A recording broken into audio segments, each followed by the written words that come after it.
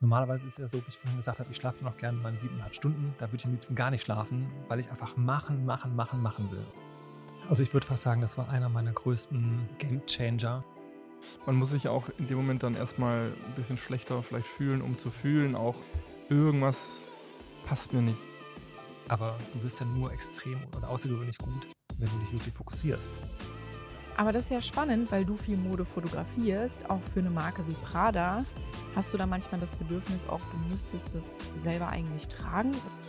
Und ich schaue, dass ich jeden Tag bis 12 halt so die für mich wichtigsten Tasks weggearbeitet habe. 2 Megapixel, der Podcast mit Luise Blumstengel und Jules Essig. Wir starten gleich mit der Folge mit unserem Gast Per. Ich kann schon mal spoilern und sagen, dass es eine wahnsinnig lange und wahnsinnig gute Folge geworden ist. Also Ja. wir beide waren danach wirklich so inspiriert, dass wir so ein paar Dinge, die Per uns erzählt hat, auch wirklich in unseren Alltag integriert haben. Aber bevor es jetzt wirklich losgeht, kommen wir zum Werbepartner der heutigen Folge. Und zwar ist das wieder Lexa. Lexa macht vor allem Speichermedien, also Speicherkarten, Arbeitsspeicher, SSDs, Kartenleser, alles, was man so als Fotograf oder Fotografin braucht. Und wir haben letztens was zugeschickt bekommen. Ja, Lexa nennt es Lexa Professional Go. Wir nennen das kleine SSD-Festplatte, die man ins Handy machen kann. Für die sich darunter nichts vorstellen können, dadurch, dass jetzt natürlich auch iPhones einen USB-C-Anschluss bekommen, wird es immer wichtiger, dass man eben auch sein mobiles Telefon mit Extraspeicher ausstatten kann. Man kann immer mehr filmen, immer mehr Fotos machen, deswegen wird der Platz knapp. Und da hat Lexa jetzt eine Lösung, das ist eine ganz kleine SSD-Festplatte, die kann man direkt ans Handy anschließen, das hängt dann hinten dran. Ich habe schon hängen gesagt, es hängt nämlich nicht hinten dran, sondern es wird eigentlich nur rangeklippt mit so einem kleinen USB-Stecker. Das heißt, das baumelt da nichts auch hinten rum, sondern ist direkt am Handy dran. Und dazu haben sie uns auch noch einen kleinen Hub geschickt. Das ist quasi nochmal eine Erweiterung dafür, um quasi nochmal einen USB-Anschluss mehr zu haben, um dann auch gleichzeitig das Handy mit Strom zu versorgen.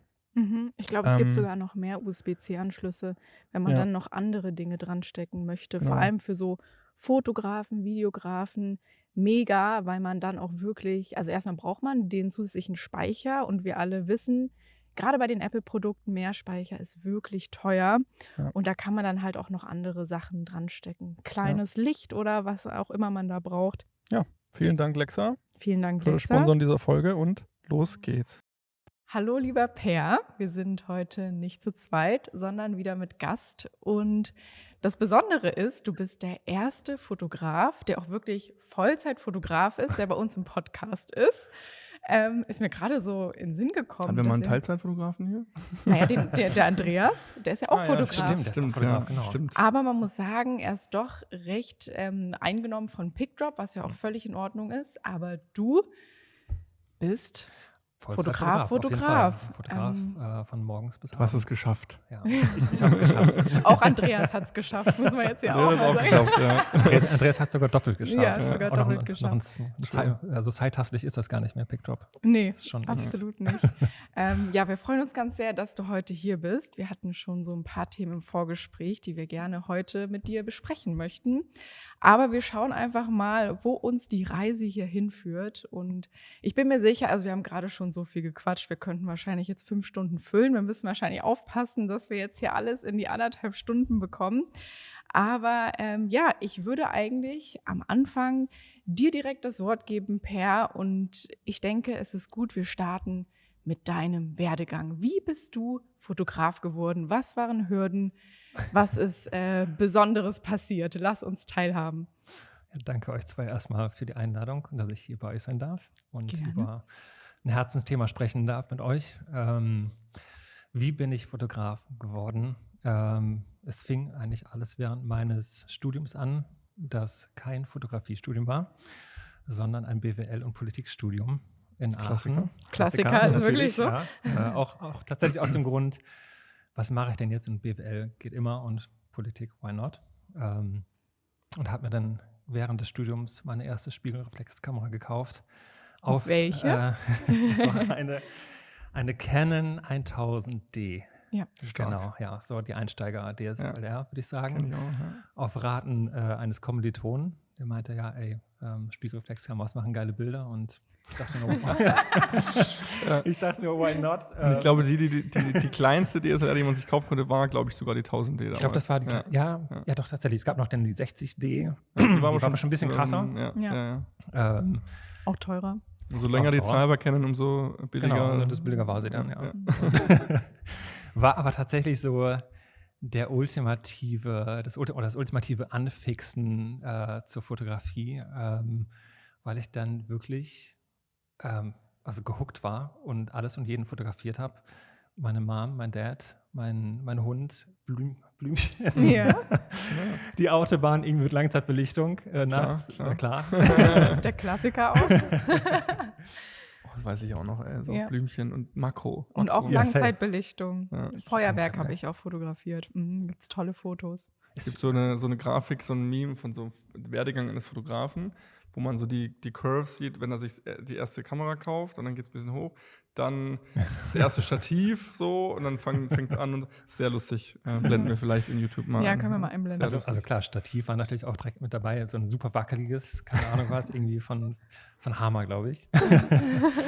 Und dann da durchprobiert und einfach so fasziniert davon, was du mit einer Kamera anstellen kannst, bis dann ein Kommilitone schon nach sehr kurzer Zeit sagt, oder fragte, hast du Bock, unsere Studentenpartys zu fotografieren?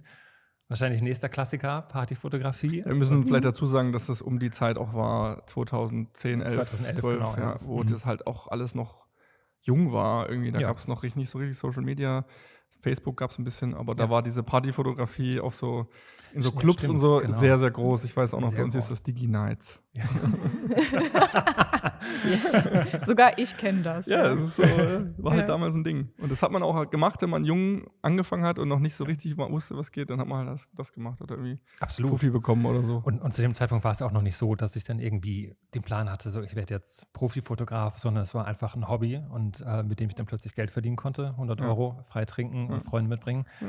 Fühlt sich an wie ein Jackpot als Student. Ja. Und das dann auch wirklich erstmal gemacht. Und dann aber schon relativ schnell, nach ich glaube 2-3 Monaten gemerkt, das geht mir schon auf den Sack, dann immer nachts lange zu arbeiten und die Besoffenen quatschen nicht zu und mach mal hier ein Foto, mach mal da ein Foto. Du lernst aber dann so auf der Reise ja auch einfach Leute kennen und dann wurde ich gefragt, ob ich mal eine Hochzeit fotografieren will und habe das dann einfach gemacht, ohne irgendeine Ahnung, auf was du achten musst und dann natürlich den Hochzeitskurs verpasst. Hast du Werbung gemacht irgendwie? Hast du Social Media, Facebook? Hast du deine Bilder gezeigt irgendwo? Oder war das wirklich nur dieses, ich mache da halt ein paar Partyfotos? Also es ist rückblickend ein bisschen funny. Ich hab im August 2011 angefangen zu knipsen und am 9. November 2011 habe ich gedacht, so jetzt habe ich 3 Monate fotografiert, jetzt bin ich wirklich bereit für eine Facebook-Fanpage. Warum weißt du das so genau, das Datum? Ich habe einfach so eine Angewohnheit, ich kann mir Daten sehr, sehr gut merken. Und dann auch wirklich sehr genau das Datum. Ja, da war ich auch gerade beeindruckt. Das ist schon der 9. November. Facebook-Fanpage. Ja. Auf jeden Fall, weil ich dachte so, ey, klar, du hast 3 Monate fotografiert, du bist soweit. Ja, und gibt's die noch? Die Facebook-Fanpage? Ich glaube, ich habe sie vor 3 Monaten sowas offline genommen. Oh. Also das erste Foto, das ich je gepostet hatte, das war von meiner mittlerweile verstorbenen Bulldogge Bruno als Welpe. Oh Gott, süß. Und dann war das halt echt so, dann habe ich da Partyfotografie gezeigt, Freunde, Tiere und habe dann gleichzeitig auch angefangen mit der Konzertfotografie, weil ich noch in Bands gespielt habe als Schlagzeuger. Und das war dann irgendwie naheliegend für mich. Habe dann erstmal unsere eigenen Bandfotos gemacht, so Stativ, Fernauslöser und irgendwie geil fühlen, so irgendwie Hintergrund unterbelichtet draußen und dann super dramatisch mit dem Aufsteckblitz. Das ist witzig, jeder fängt so ein bisschen mit den gleichen Sachen an. Finde ich gerade auch witzig. Und auch das war ja so ein Ding, das war halt ultra faszinierend, weil also so ein Ding Aufsteckblitz vom Funkauslöser, das war eine komplett neue Welt und ich dachte, wow, was ist denn jetzt hier möglich? Das ist so krass, das ist dramatisch und das sieht halt ultra professionell aus für mein damaliges Auge. Und das hat einfach die Sucht zur Fotografie und die Liebe zur Fotografie nur noch krasser gemacht und ultra verstärkt. Ja.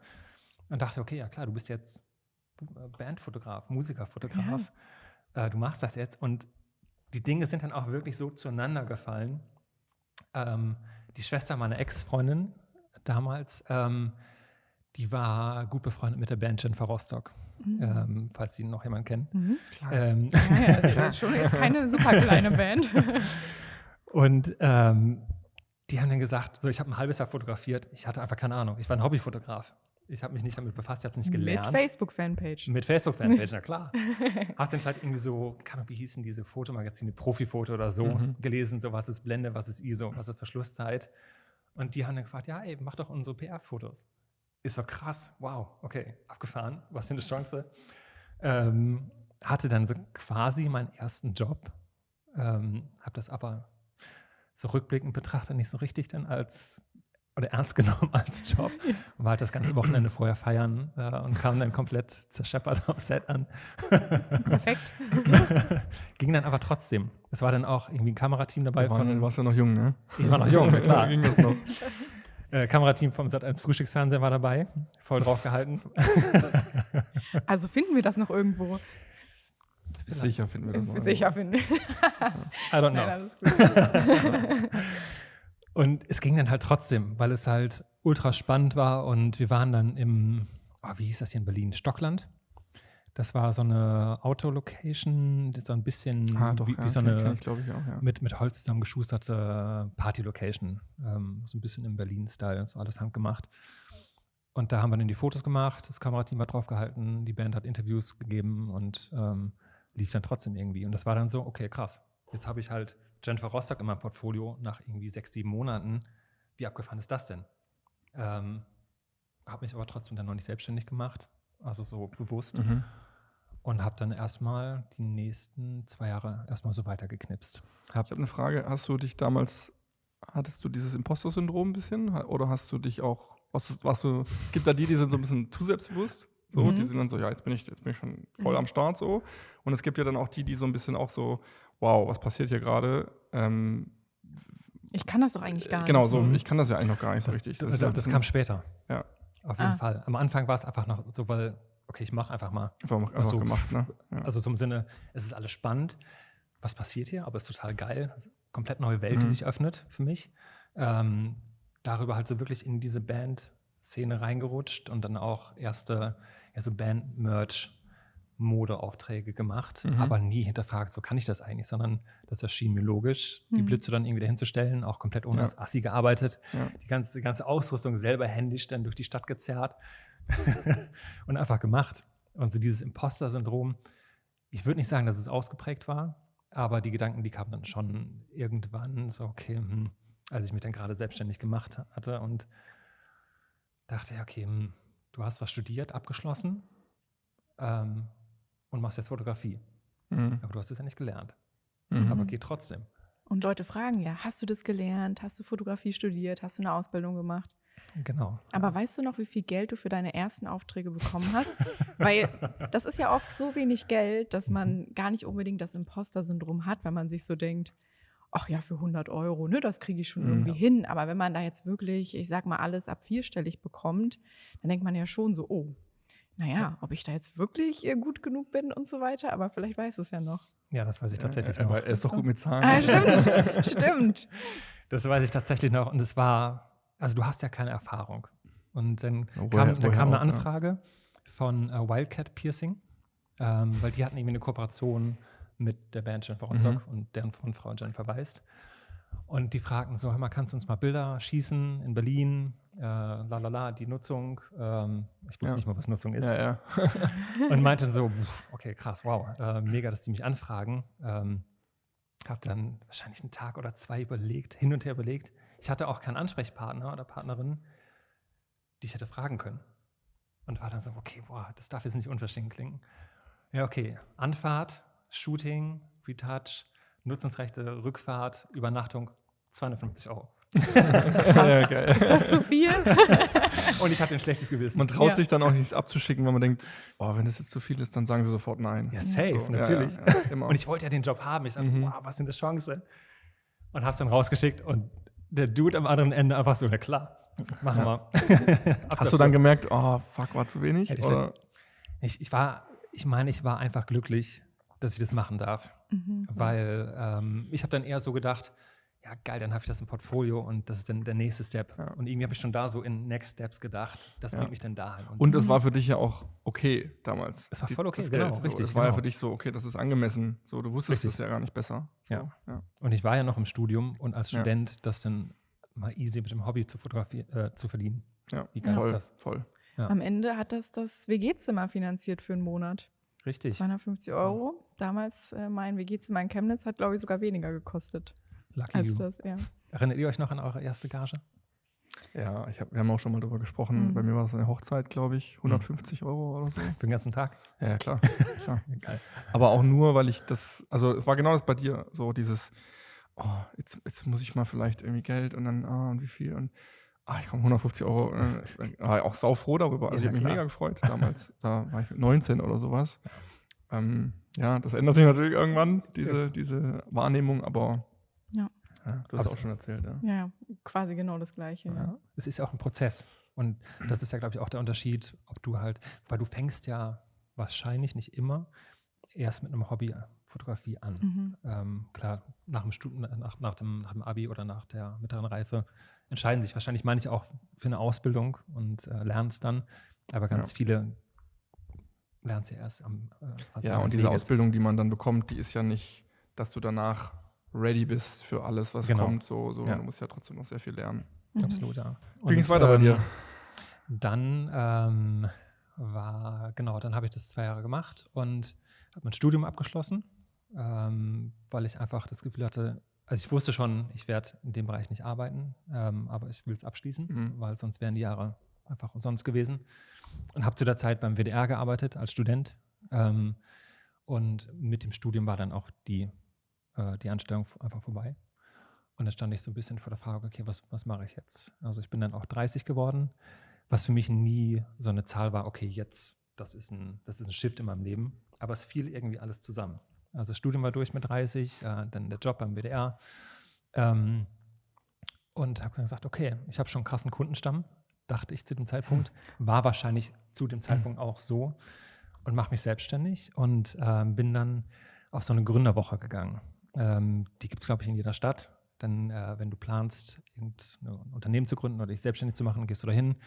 Und dort gibt es Workshops und du lernst dann auch, also in Köln war es so, das sind dann retired Unternehmensberater etc., die dann ihre Expertise anbieten und dich an die Hand nehmen und dann quasi in die Selbstständigkeit führen.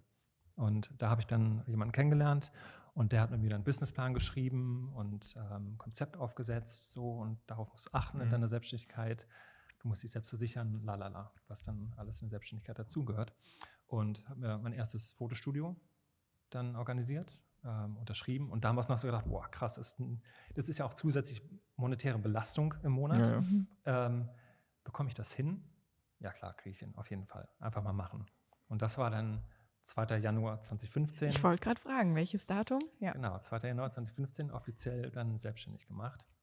Und zu der Zeit habe ich dann Kontakt zu einer Düsseldorfer Modelagentur bekommen. Für die habe ich dann 2,5 Jahre die Polars geschossen mit den Models. Und das sehr regelmäßig, so einmal im Monat, was zum einen ein schönes Zubrot war, aber ich durfte auch extrem viel lernen. Ja. Also ich war regelmäßig im Shooten, ich habe neue Kontakte knüpfen können, hatte regelmäßig neue Models vor der Kamera, was halt super Und neue war. Herausforderungen. Ja, und das war auf jeden Fall ein großer, wichtiger Schritt für mich, um Schritt zu fassen im Business. Ja. Voll. Ich wollte gerade, weil du gerade meintest, mit 30 ist es passiert. Ich habe zum Beispiel schon mit 20 angefangen und viele denken ja immer so, mit 30 bist du schon voll alt, mit allem anzufangen. Aber du bist ja dann das beste Beispiel dafür, dass das einfach egal ist in dem Sinne, dass man halt immer anfangen kann. Also man kann immer irgendwie den Schritt machen und wenn man irgendwie schon Mitte 30 ist und sagt, vielleicht bin ich zu alt, ist halt nicht so. Ich kenne auch Fotografen, die haben mit 35 angefangen und sind jetzt Top-Fotografen. So. Wichtig ist, glaube ich, nur, dass man eben dranbleibt. Und dass man eben auch was macht dann. Total, also einfach dranbleiben und wie man ja im Neudeutschen so schön sagt, sich dazu committen. Ja. Und ich glaube einfach, wenn du es wirklich liebst und machen willst und es dir Erfüllung bringt, dann wird sich der Erfolg mit der Zeit auch einstellen. Aber also natürlich musst du auch Risikobereitschaft mitbringen. Das gehört dazu, weil dann ja erstmal die Sicherheit Ja. irgendwie weg ist. Du kannst es natürlich am Anfang auch irgendwie parallel machen, dass du noch einen Nebenjob hast. Ja. Ich persönlich, aber das ist nur meine Meinung, bin total Fan davon, sich voll dann auf eine Sache zu fokussieren und das dann zu machen. Aber das ist ja, das jeder individuell. Das, auf jeden Fall, ja. Und jeder fängt klein an. Und ich finde es auch nochmal schön, auch von dir zu hören, wie halt die Anfänge waren, weil man sieht halt jetzt deine Riesenkampagnen. Man sieht den Prada-Job, man sieht die Magazinveröffentlichungen, aber das ist ja nicht von heute auf morgen passiert, sondern auch du hast im Club fotografiert, auch du hast lange Polars gemacht. Und das ist auch wirklich was ich auch merke, was viele vergessen. Also die schauen sich ihre Bilder an und denken so, ach, die sind irgendwie nicht so gut. So, ja, wenn du dich mit den größten Fotografen und Fotografinnen vergleichst, dann ist es noch nicht die Qualität, aber schau, welchen Weg die Leute hingelegt haben und welche Bilder sie die letzten 15, 20 Jahre gemacht haben. Und das darf man wirklich nie vergessen und dementsprechend auch sich nicht jetzt unbedingt mit dir vergleichen, wenn man gestern sich eine Kamera gekauft hat, sondern halt sich mit sich selber vergleichen. Ne? Absolut. Und also generell, glaube ich, ist ja der Vergleich killt sowieso jegliche Ambitionen und Kreativität. Ist natürlich wichtig, Vorbilder zu haben und Inspiration. Richtig. Aber dann auch selber für sich einfach mal zurückzuschauen, oder sich zu fragen, bin ich besser als von einem Monat, von einem halben Jahr, von einem Jahr? Ja. Und nur den eigenen Weg zu betrachten, weil nur der zählt. Ja. Mir hat es damals sehr schlecht getan, mich zu vergleichen. Also ich habe das irgendwann auch, ich habe bewusst aufgehört, auf Websites von Fotografen zu gehen jeden Tag, mich zu inspirieren zu lassen, weil ich habe gemerkt, es ist irgendwann keine Inspiration mehr, sondern es ist Vergleich, schlecht gefühlt. Und der Moment, wo ich das abgestellt habe und gesagt habe, ich mache jetzt nur noch das, was ich will, ist alles besser geworden. Du hast gerade was gesagt, wo ich nochmal drauf eingehen wollte. Jeder fängt klein an. Genau, mit dem Werdegang, weil das ist ja auch immer das Ding, wenn jetzt junge Leute, Amateure sehen dein Portfolio in dem Beispiel und denken, irgendwie ist so diese Perception, der hat das schon immer so gemacht. Der hat schon immer die großen Kampagnen gemacht. Genau. Der ist einfach Fotograf geworden und ist auf einmal Fashion-Fotograf und macht das jetzt und macht das auch gut und ist erfolgreich. Aber da tun wir ja als Fotografen natürlich auch sehr viel dafür, dass man diese alten Sachen eben nicht mehr sieht irgendwann, logischerweise. Was auch wichtig ist ja auch okay. Wichtig, genau. Aber dadurch entsteht oft der Eindruck, dass wir immer nur das gemacht haben, was wir jetzt gerade machen. Und das finde ich auch immer ganz wichtig zu sagen, es ist nicht bei den wenigsten so passiert. Also die meisten haben angefangen mit Blümchen, mit Himmel, mit dem Kornfeld und haben sich dann halt weiterentwickelt, was natürlich auch sehr wichtig ist, nicht stehen zu bleiben. Aber dieser Weg ist so, so wichtig und nicht stehen bleiben, weiterentwickeln und nicht diese großen anderen Fotografen als absolutes Beispiel nehmen, sondern immer sich selber auch mal betrachten und dann daran wachsen. So. Aber tatsächlich kann ich mich auch gar nicht davon freisprechen, also ich habe ja auch heute noch mega viele Vorbilder und schaue natürlich zu den Größeren auf und erwische mich selber dabei, dass ich wahrscheinlich genauso denke, ja klar, die waren doch schon mal so. Stimmt, Bullshit. Stimmt. Aber die sind schon 30 Jahre dabei und deren erste Fotos waren bestimmt auch krass. Aber nein, jetzt hat jeder einen kleinen Anfang. Natürlich gibt es die 0,5%, die einfach die Ultratalente sind und seit klein auf fotografieren. Aber das ist eben nicht die Regel. Ja, oder die eben so auf einmal drin waren in dieser Branche und dann komplett durchgedreht sind. Die gibt es Aber die haben auch vorher geübt. Die haben auch geübt. Das stimmt, klar, genau. Ja. Weil jeder hat ja zum ersten Mal in seinem Leben eine Kamera in die Hand genommen und war dann nicht perfekt. Wobei perfekt gibt es sowieso nicht, aber war dann nicht direkt gut oder ausgezeichnet. Ja. Stell mal vor, so erste Foto und so. Und boom. Ciao. Ja, die Wunderkinder gibt's, aber es sind sehr, sehr wenige. Ich glaube, meine alten Bilder würde ich heute auch nicht mehr rauskramen. Du hast mal alte Bilder von dir ja gezeigt sogar, ne, im Podcast. Ja, es ist schon auch immer spannend, sich einfach dann nochmal so von jetzt zu betrachten. Und ich muss sagen, ich lache da halt drüber und kann mich da sehr drüber amüsieren. Dementsprechend alles gut. Aber auch nur, weil du dich eben heute viel besser kennst als Person selber auch, ne? Und weißt, wer bist du, wer bin ich als Fotografin. Ja. Und das ist ja das, was viele am Anfang noch nicht so können, sich selbst einzuschätzen, wo stehe ich denn wirklich? Ja, ich konnte mich gar nicht einschätzen. Wie viel bin ich wert auch? Was ist mein Preis? Wie sollen sagen, 250 Euro so? Was ist denn der Wert von mir überhaupt? Woher soll ich das wissen? Woher soll man es wissen? Ja, genau. Und spannend finde ich es aber trotzdem, also ich habe schon noch Bilder von mir im Kopf damals, als ich so angefangen habe mit Fashion-Fotografie, dass, wenn ich die jetzt im Kopf abrufe, schon auch ganz klar zu erkennen ist, was ich mochte und auch immer noch mag Ja. und irgendwie Teil meiner Arbeit ist, nur halt jetzt viel ausgearbeiteter. Das Ja. ist schon ganz spannend. Ja. Also ist das bei euch auch so, wenn ihr an alte Bilder denkt, dass halt schon irgendwie eine Tendenz da ist, wer ihr seid? Ich sehe es ein bisschen, aber wirklich nur so ein kleiner Funke. Das musste noch gut ausreifen. Bei mir hat sich viel getan. Mhm. Also ich habe, als ich auch so Anfang 20 war, immer gedacht, wenn man Fotograf wird, muss man Fashion machen. Das war auch so mein erstes, auch dieses, was du meinst, so Modelagentur anfragen, gucken, ob man irgendwie New Face bekommt, Ja. dann irgendwie zum Zalando gehen und Klamotten, also sowas halt irgendwie. Klar. Und ich dachte, Fashion ist the way to go. Und dann habe ich aber durch die Assistenz, ich habe 6, 7 Jahre assistiert, da habe ich das erste Mal verstanden, es gibt ja auch Lifestyle, es gibt Still Life, es gibt Auto, es gibt alles Mögliche. Es gibt ja sogar innerhalb von Fashion Unterschiede. Es gibt ja Genau. Mode, Fashion, Sport, es gibt ja alles. Und da ist mir das dann bewusst geworden und da hat sich dann auch erst das entwickelt, was ich gerne mache und was ich auch interessant finde. Hat sich sehr durch mit welchen Modelarten möchte ich zusammenarbeiten. Ich habe dann irgendwann gemerkt, ich möchte eher mit Lifestyle und Schauspielern zusammenarbeiten und weniger mit Fashion Models. Und so hat sich das dann bei mir entwickelt. Also bei mir hat sich schon viel, viel getan in den letzten 10 Jahren nochmal. Aber bin auch froh, dass ich jetzt ein bisschen mein Ding gefunden habe. Ja, also ich meine, es ist ja auch, also so ein Ding zu finden und zu wissen, welcher Weg so 100% resoniert, das gibt ja auch Sicherheit in der eigenen Arbeit. Und, dann und wird auch gesehen von anderen. Wird auch gesehen, genau. Ja. Wenn du halt einfach genau weißt, was du willst. Ja. Und wie hast du es geschafft, deinen jetzigen Stil so zu etablieren, so durchzuziehen? Ich habe das Gefühl, also ich weiß nicht, ob das stimmt, das kannst du ja gerne gleich beantworten, aber Kunden buchen dich wirklich wegen deines Stils. Ja. Und das muss man erstmal schaffen. Also, vor allem, wenn er raussticht. Das ist tatsächlich auch, also es war immer mein Wunsch und ich glaube, das ist wahrscheinlich von jedem vielen, Artist der Wunsch, genau dafür gebucht zu werden. Das hat sich tatsächlich erst, würde ich sagen, in den letzten 2 Jahren entwickelt, dass ich so richtig, also ich habe mich einfach mal wirklich hingesetzt und überlegt, was vibriert denn so ganz tief in meinem Herzen mit mir und was mag ich denn an der Fotografie an sich, aber auch an anderen Artists. Und seien das nun die Großmeister oder aktuelle kontemporäre FotografInnen, deren Stil ich geil finde. Und habe das alles mal analysiert, klingt so ein bisschen technisch, aber ich habe einfach mal geschaut, okay, das mag ich, das mag ich, das mag ich und ich selber bin so.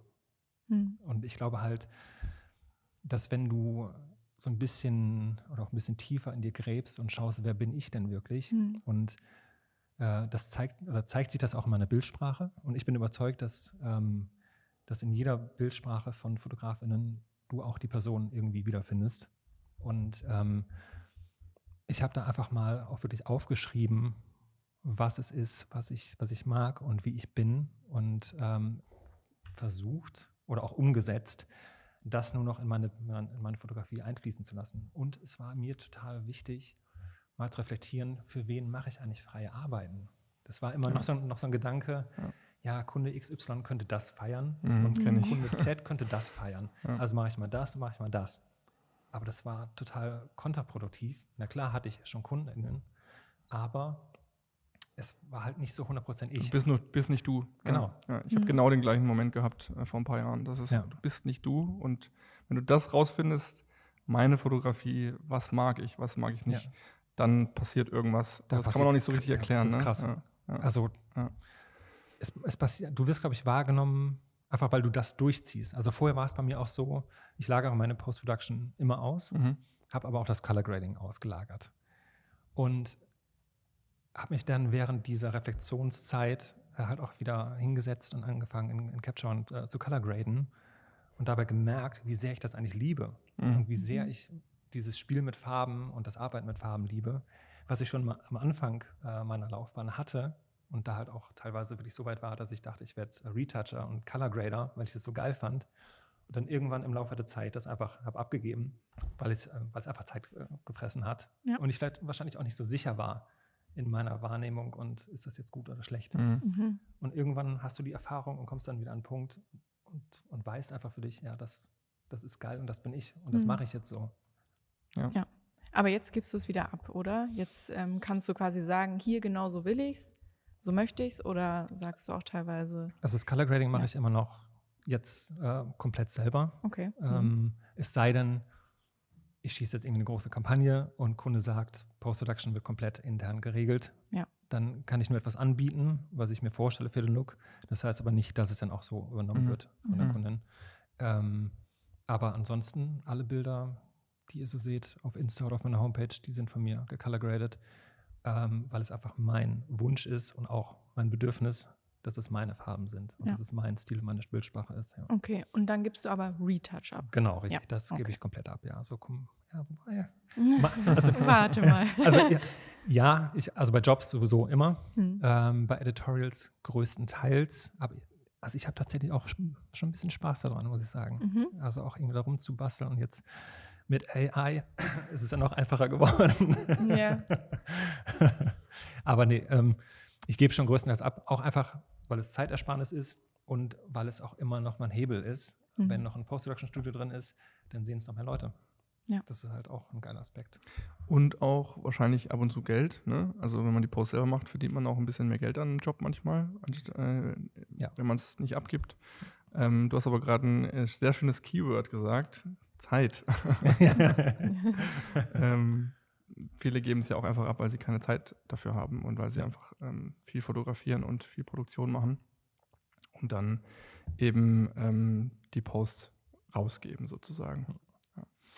Ich glaube tatsächlich auch, dass es so ist, dass es nicht nur die Zeit ist, sondern es gibt ja nicht umsonst Post-Production-Häuser, die ja die Expertise mitbringen und die nur das machen, weil sie es halt extrem gut können. Und ich bilde mir halt nicht ein, dass ich schon the pinnacle of Retouching bin, sondern da gibt es viele da draußen, die es einfach viel, viel besser können. Und natürlich verlasse ich mich dann auf deren Expertise und Qualitäten, weil es das Bild einfach noch mal besser macht. Ja. Zeit. Zeit. Ich würde sagen, wir bleiben bei diesem Stichwort. Wir haben ja schon vorher ein bisschen auch gesprochen, welche Themen wir gerne hier anreißen wollen. Und Per, vielleicht kannst du uns kurz mal einen Einblick geben in deinen Tag, in deine Woche. Wie teilst du deine Zeit ein? Also, ich würde mich selber als sehr diszipliniert bezeichnen und habe meine Tage sehr genau eingeteilt. Also runtergebrochen stehe ich jeden Morgen um 6 Uhr auf.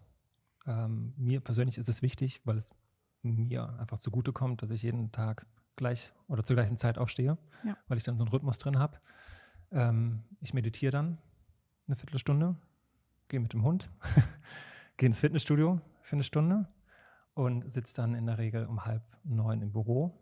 Und für mich hat sich so herauskristallisiert, dass es super gut funktioniert, erstmal den kleinen Scheiß wegzuarbeiten, also E-Mails und WhatsApp-Nachrichten, dass ich das hinter mir habe. Social Media habe ich jeden Tag eine Dreiviertelstunde eingeplant. Das mache ich alles morgens.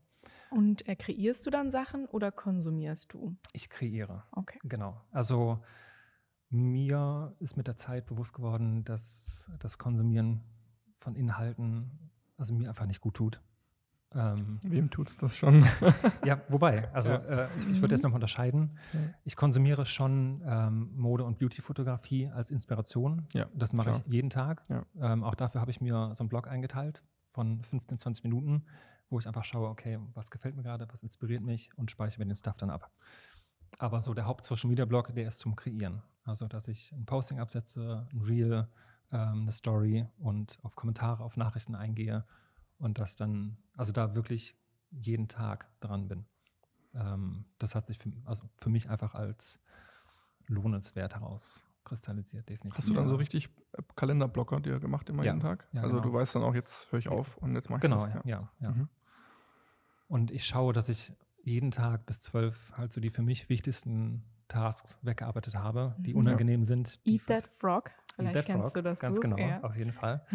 Weil, also ihr werdet es kennen und vielleicht für alle da draußen, es nimmt halt extrem viel Druck von dir, wenn du weißt, so das Unangenehmste ist heute geschafft, der Rest des Tages, der float dann. Ja. Und wenn du jeden Tag mit diesem Mindset rangehst, dann kann das sehr uplifting wirken. Voll, auf jeden Fall. Ja. Kann ich sehr, sehr empfehlen und versuche ich auch, wenn möglich, das auch so umzusetzen.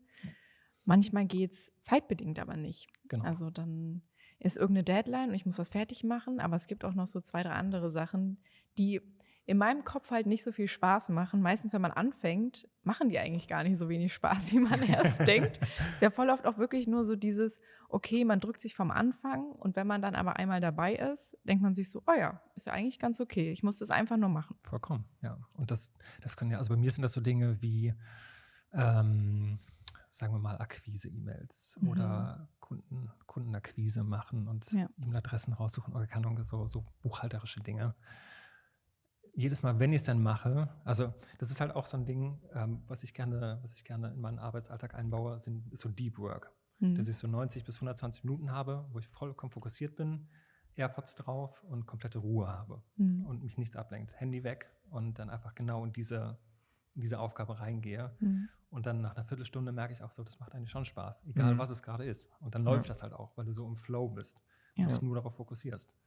Und also meiner Meinung nach wirst du so auch extrem produktiv. Und auch keine Musik, ne? Keine Musik. Ja. Wobei, also ich kann sehr gut mit Musik arbeiten. Ich mag die Stille. Du kannst ja, also die Welt geht um dich herum unter und du kannst ja arbeiten. Ja, war Per gerade eben schon super beeindruckt.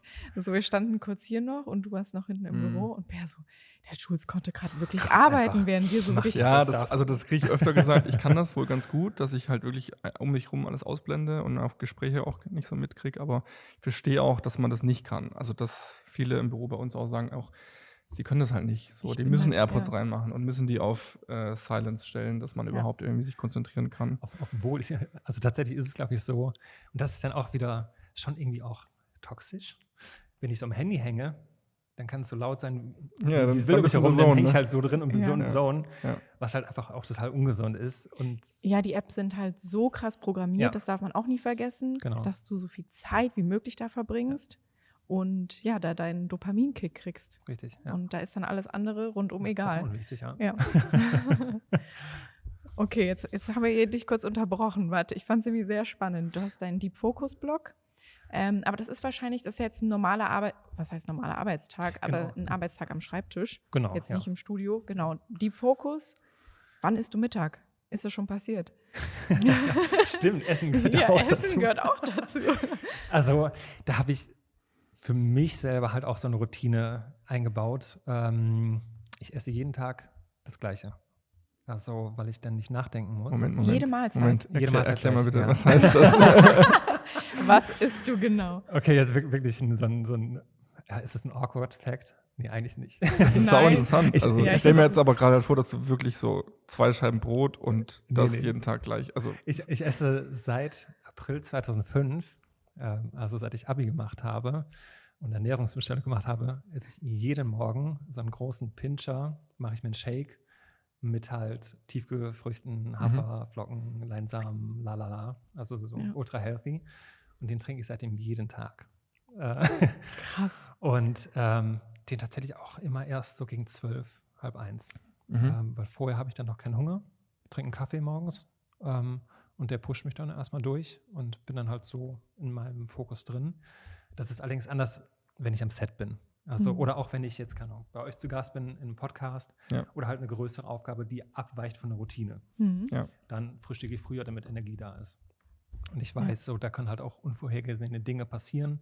Da brauche ich schnelle Energie, die abrufbar ist. Und mit leeren Magen geht das dann wiederum nicht. Aber ansonsten so im Office, da ist dann schon echt so, gegen 12 geht der Shake rein und gegen 17 Uhr mache ich mir jeden Tag einen Salat. Also so zwischen 16:30 und 17:30. Und dann gibt es gegen 20 Uhr nochmal Ofengemüse mit einfach was Leichtes und abends noch ein Quark. Und jetzt die Frage, die ich mir vorher schon gestellt habe, gehst du auch immer gleichzeitig ins Bett? Also gehst du immer zur gleichen Zeit ins Bett auch? Ja. Also das war nicht immer so. Also, nee, natürlich nicht, weil du vorher meintest, du stehst immer zur gleichen Zeit auf, dann würde das ja auch bedeuten, dass du eigentlich auch immer zur gleichen Zeit ins Bett gehen solltest, sozusagen, um diesen Rhythmus nicht zu durchbrechen. Genau, ja. Also in der Regel, also ich habe für mich über die Jahre festgestellt, dass 7,5 bis 8 Stunden Schlaf für mich perfekt sind. Länger ist ganz schlecht, weil dann bin ich irgendwie ziemlich matschig. Darunter geht schon immer. Aber ich schaue schon, dass ich jeden Tag so zwischen 9:30 und 9:45 im Bett bin. Und das dann auch konsequent durchziehe. Jetzt hört sich das ja alles sehr positiv an. Wir haben ja heute aber auch ein paar Themen, die ja ein bisschen negativer sind, sage ich mal. Das war wahrscheinlich auch nicht immer so. Oder du hast ja wahrscheinlich auch diese Routine dir entwickelt und angeeignet. Wahrscheinlich, gehe ich jetzt mal davon aus, sag gerne, wenn es nicht so ist, aus dem Grund heraus, dass es mal anders war oder dass du mal nicht zufrieden warst mit deiner Routine. Und das ist natürlich auch ein Punkt. Ich meine, du und ich, wir versuchen ja auch immer oder wahrscheinlich jeder, der nicht so happy mit seiner Daily-Routine ist oder auch mal gestresst ist, sich solche Routinen anzueignen. Bei manchen funktioniert es besser, bei manchen schlechter. Bei dir habe ich das Gefühl, funktioniert es jetzt sehr gut. Es hört sich auf jeden Fall sehr gut an, was du sagst. Ja. Aber ja, erzähl mal, also warum hast du sowas dir angeeignet überhaupt? Das war ja wahrscheinlich mal Es war definitiv schlechter. Mal anders, ja, ganz klar. Ja. Ich finde das immer lustig, wenn ich, also für die Älteren unter uns, die noch Facebook-Accounts haben und da auch noch reinschauen, da kommen ja dann auch immer die vor 11 Jahren, vor 12 Jahren die Beiträge. Und ich finde das so lustig, wenn dann, keine Ahnung, alle 3 Monate irgendwie so angezeigt wird und ich damals gepostet habe, wow, um 8:30 Uhr aufstehen fühlt sich wie ein neues Leben an. Und das war für mich schon frühes Aufstehen. Ja. Ich bin halt damals, so, keine Ahnung, bis 11 gepennt und habe bis in die Nacht dann noch vorm Fernseher gehangen oder sowas. Das war halt während des Studiums. Das war ein anderes Leben, ganz klar. Ja. Das war halt auch anders, als also jetzt ist es ja so, ich arbeite für mich selber und habe so meine Berufung für mich gefunden. Ja. Im Studium war das halt viel Party und alles nicht so ernst nehmen. Und du willst ja auch arbeiten, ne? Du willst ja auch deinen Job machen, weil es Spaß macht auch. Ja. Genau. Und so mit Beginn der Selbstständigkeit habe ich dann schon reflektiert, weil ich auch einfach neue, andere Menschen kennengelernt habe, die einen ganz anderen Lifestyle pflegen und die dann halt irgendwie früh aufstehen. Und dachte, spannend. Und ich saß dann also eigentlich in den ersten 3-4 Jahren garantiert noch bis nachts und habe selber retuschiert und dachte, ja, das ist geil. So, ich bin ein Kreativer und ich sitze halt bis 3 Uhr vom Rechner. Hustler, genau. und grade meine Bilder hier und muss jede einzelne Pore noch retuschieren. Und habe aber für mich dann irgendwann festgestellt, dass so dieses lange Schlafen und bis in die Nacht wach bleiben einfach auch so mit meinem Lifestyle zusammenhing, weil ich dann auch noch gerne Party gemacht habe und klar, du gehst ja nicht um 11 von der Party. Also klar, wenn es eine schlechte Party ist, aber sonst bleibst du halt bis morgens auf der Party. Und das habe ich dann auch so in mein reguläres Daily oder Alltagsleben übernommen. Ja. Und erst als ich dann gemerkt habe oder einfach mal angefangen habe und es bei anderen gesehen habe, dass die Vorteile dadurch haben und dass es bei denen gut funktioniert, habe ich es mal probiert. Und dann völlig euphorisiert festgestellt, ey, wow, ich bin eigentlich eine Morgenperson. Ja. Und zwar eine sehr. Ja, du musst wahrscheinlich erstmal auch aus diesem Rhythmus ausbrechen, ne? Genau. Weil ich kenne das auch. Man ist dann irgendwie in diesem nachts spät ins Bett gehen, morgens ein bisschen später aufstehen und denkt, das ist schon okay so, weil man ja auch irgendwie trotzdem klarkommt und auch jetzt nicht unerfolgreich ist. Aber da musst du ja erstmal rauskommen und verstehen, es geht noch besser. So. Oder es geht wirklich besser. So. Man muss ja auch sagen, man passt sich ja an die Gesellschaft an. Und ich glaube schon, dass die meisten Menschen vor allem, ich sag mal, U35 so oder U40 nicht vor 11 oder 0 Uhr ins Bett gehen. Weil man sich abends noch verabredet, man geht in eine Kneipe, in den Biergarten, vor allem am Wochenende ist man noch unterwegs und man möchte ja am sozialen Leben teilhaben. Absolut. Und will ja da auch nicht sagen, Leute, ich bin immer raus, weil so, ich möchte meine Morgenroutine durchziehen, was natürlich richtig ist, wenn man seinem Ziel folgt und weiß, das tut meinem Körper gut, aber dadurch sagt man halt zu vielen sozialen Dingen Nein, was auch wiederum nicht einfach ist und FOMO. Man eventuell Leute verliert. FOMO, auch wichtiger Punkt. Ja. Und was vielleicht auch, wenn man jung ist, auch vielleicht wirklich nicht gut ist, dass du dann halt wirklich immer Nein sagen würdest, so, weil man will ja trotzdem auch ein soziales Leben haben. Ja.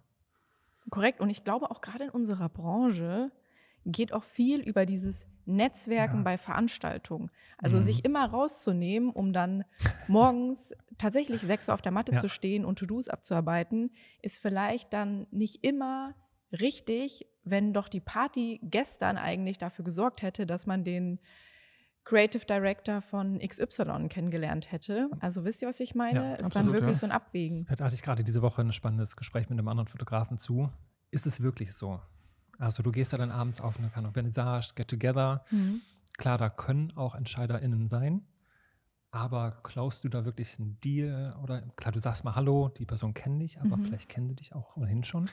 Und ab einem gewissen Zeitpunkt sind ohnehin alle irgendwie tipsy und keiner weiß mehr, was er am Vorabend gesagt hat. Und ja, es ist schon so, ich hatte es auch lange, so diese FOMO, dass, wenn ich nicht hingehe, dann verpasse ich entweder eine geile Party oder ich bekomme den Job nicht, einen geilen Kontakt und alles. Und ich habe für mich so entschieden, ich gehe nicht mehr hin. Mhm. Also manchmal schon, aber ich bin der Erste, der geht. Weil die Party schlecht ist. Wenn die Party schlecht ist. Weil ich nicht so passe. Ja, ich glaube, das ist der Punkt. Also ich glaube, man muss eben nicht bis 4 Uhr morgens bleiben und mit allen anderen sich kaputt saufen, sondern man kann eben trotzdem hingehen, bis 11 bleiben und hat vielleicht trotzdem die Kontakte kennengelernt, die man gerne kennenlernen möchte. Und dann ist es ja auch okay. Ja. Also, oder bis 8 bleiben. Also wir haben es mal hier, wir haben es mal hier in Berlin probiert, also meine Agentur. Ja. Die hatte ein Get-Together und völlig euphorisiert, also das war das erste Happening dann hier in Berlin. Völlig euphorisiert schon gesagt, ja komm, 15 Uhr starten wir. Ist natürlich keiner gekommen. In Berlin geht kein 15 Uhr hin. So, es kam halt safe erst alle um 21, 21:30, 22 Uhr. Da war ich dann halt schon weg. Ja. So ist das hier. Wir waren stehen geblieben bei deiner Routine und genau, dass es mal anders war. Dass es mal anders war, ja. Genau. Würdest du sagen, es gibt immer noch Situationen oder Momente jetzt, die du gerne verbessern wollen würdest?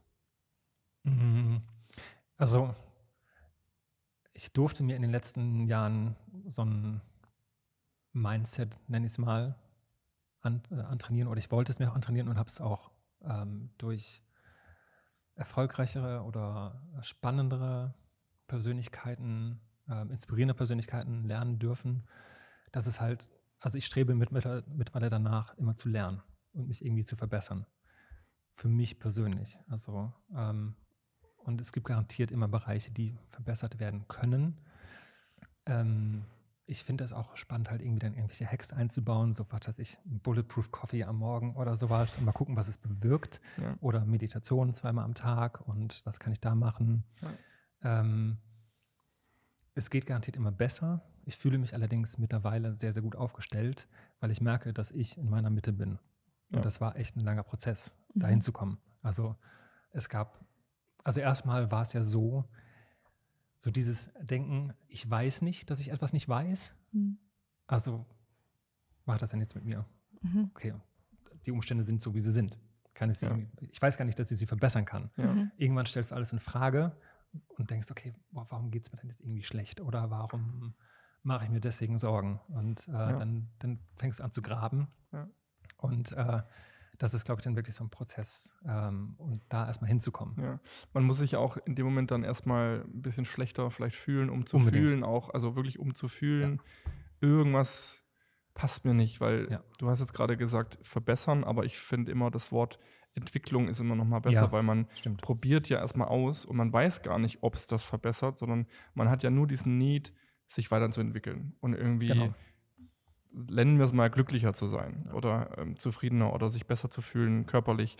Und um das rauszufinden, kenne ich auch, muss man erstmal diese Dinge probieren. Dann probierst du halt mal aus, jetzt mache ich mal Meditation. Es kann natürlich auch sein, dass du dann jeden Morgen aufstehst und gar keinen Bock auf diese Scheiße hast. Und es einfach nicht für mich ist. Genau, und es nicht für dich ist und dann merkst du, vielleicht ist es doch nicht das für mich. Und dann musst du natürlich auch den Mut haben zu sagen, dann lasse ich das jetzt wieder und probiere das nächste. So ist ein bisschen wie so Praktika machen irgendwie. Total. Und irgendwann triffst du auf einmal was, und das ist auch bei jedem anders, wo du merkst das ist geil. Irgendwas bringt mir das gerade so. Und das ist halt so nice, wenn man das findet, aber auch ein Prozess halt dahin. Das ist ein Prozess und wie du gerade gesagt hast, diese Dinge entstehen in der Regel, nicht immer, durch eine Art von Leidensdruck. Ja. Weil irgendetwas in dir sich nicht gut anfühlt oder nicht richtig anfühlt oder verrückt anfühlt. Ja.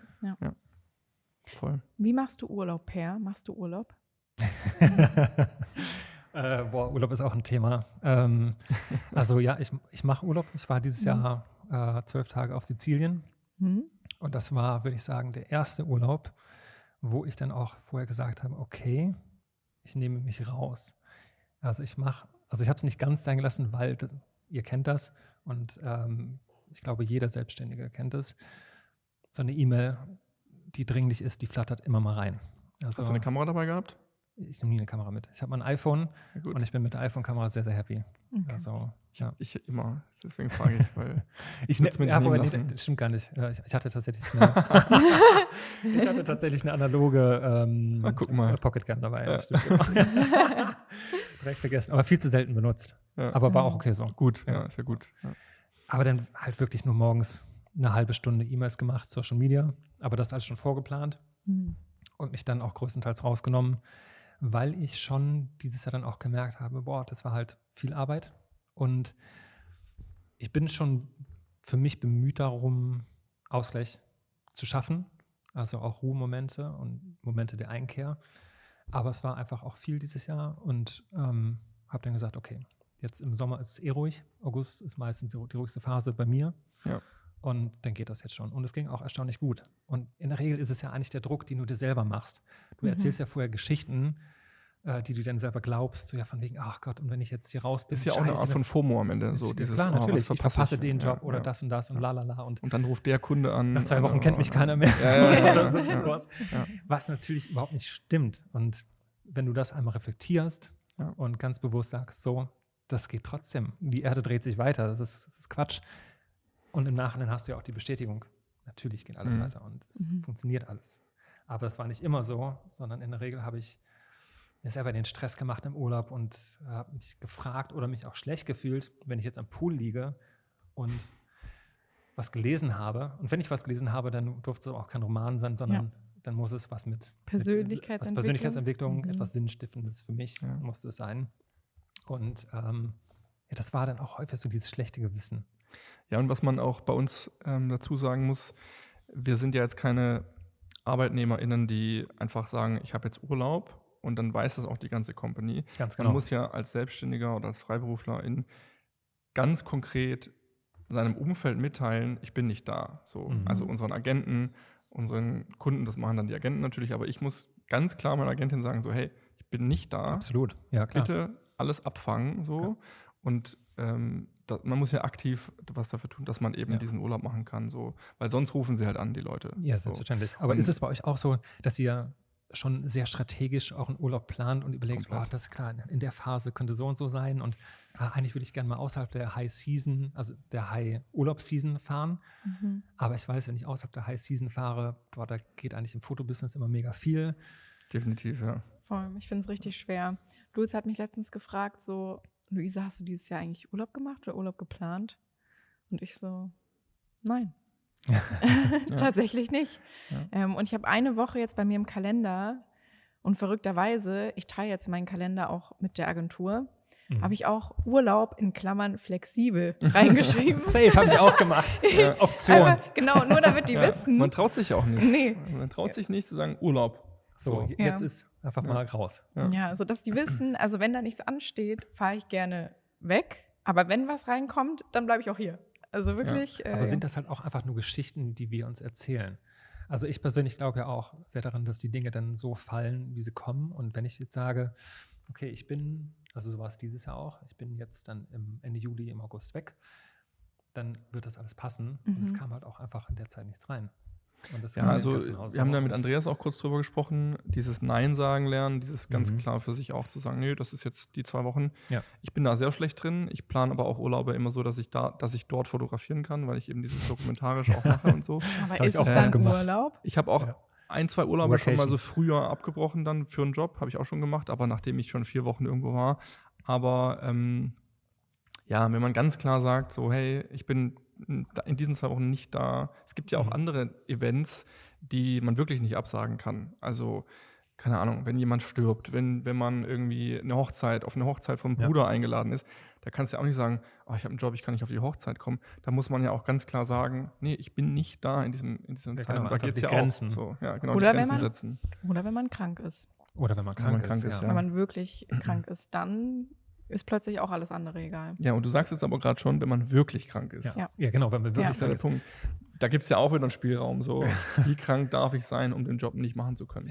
Ich schleppe mich auch mit 39 Grad Fieber ins Set. Ja. Auf jeden Fall. Ja. Dann einfach irgendwie Aspirin-Komplex reinballern und dann geht das.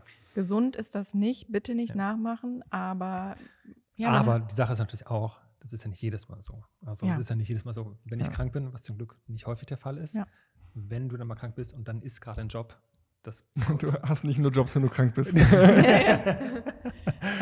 Ich muss aber auch sagen, wenn man ein Typ Mensch, der oft krank ist, dann ist unser Job sehr hinderlich. Also man muss doch schon belastbar sein ja, und auf seine Gesundheit achten.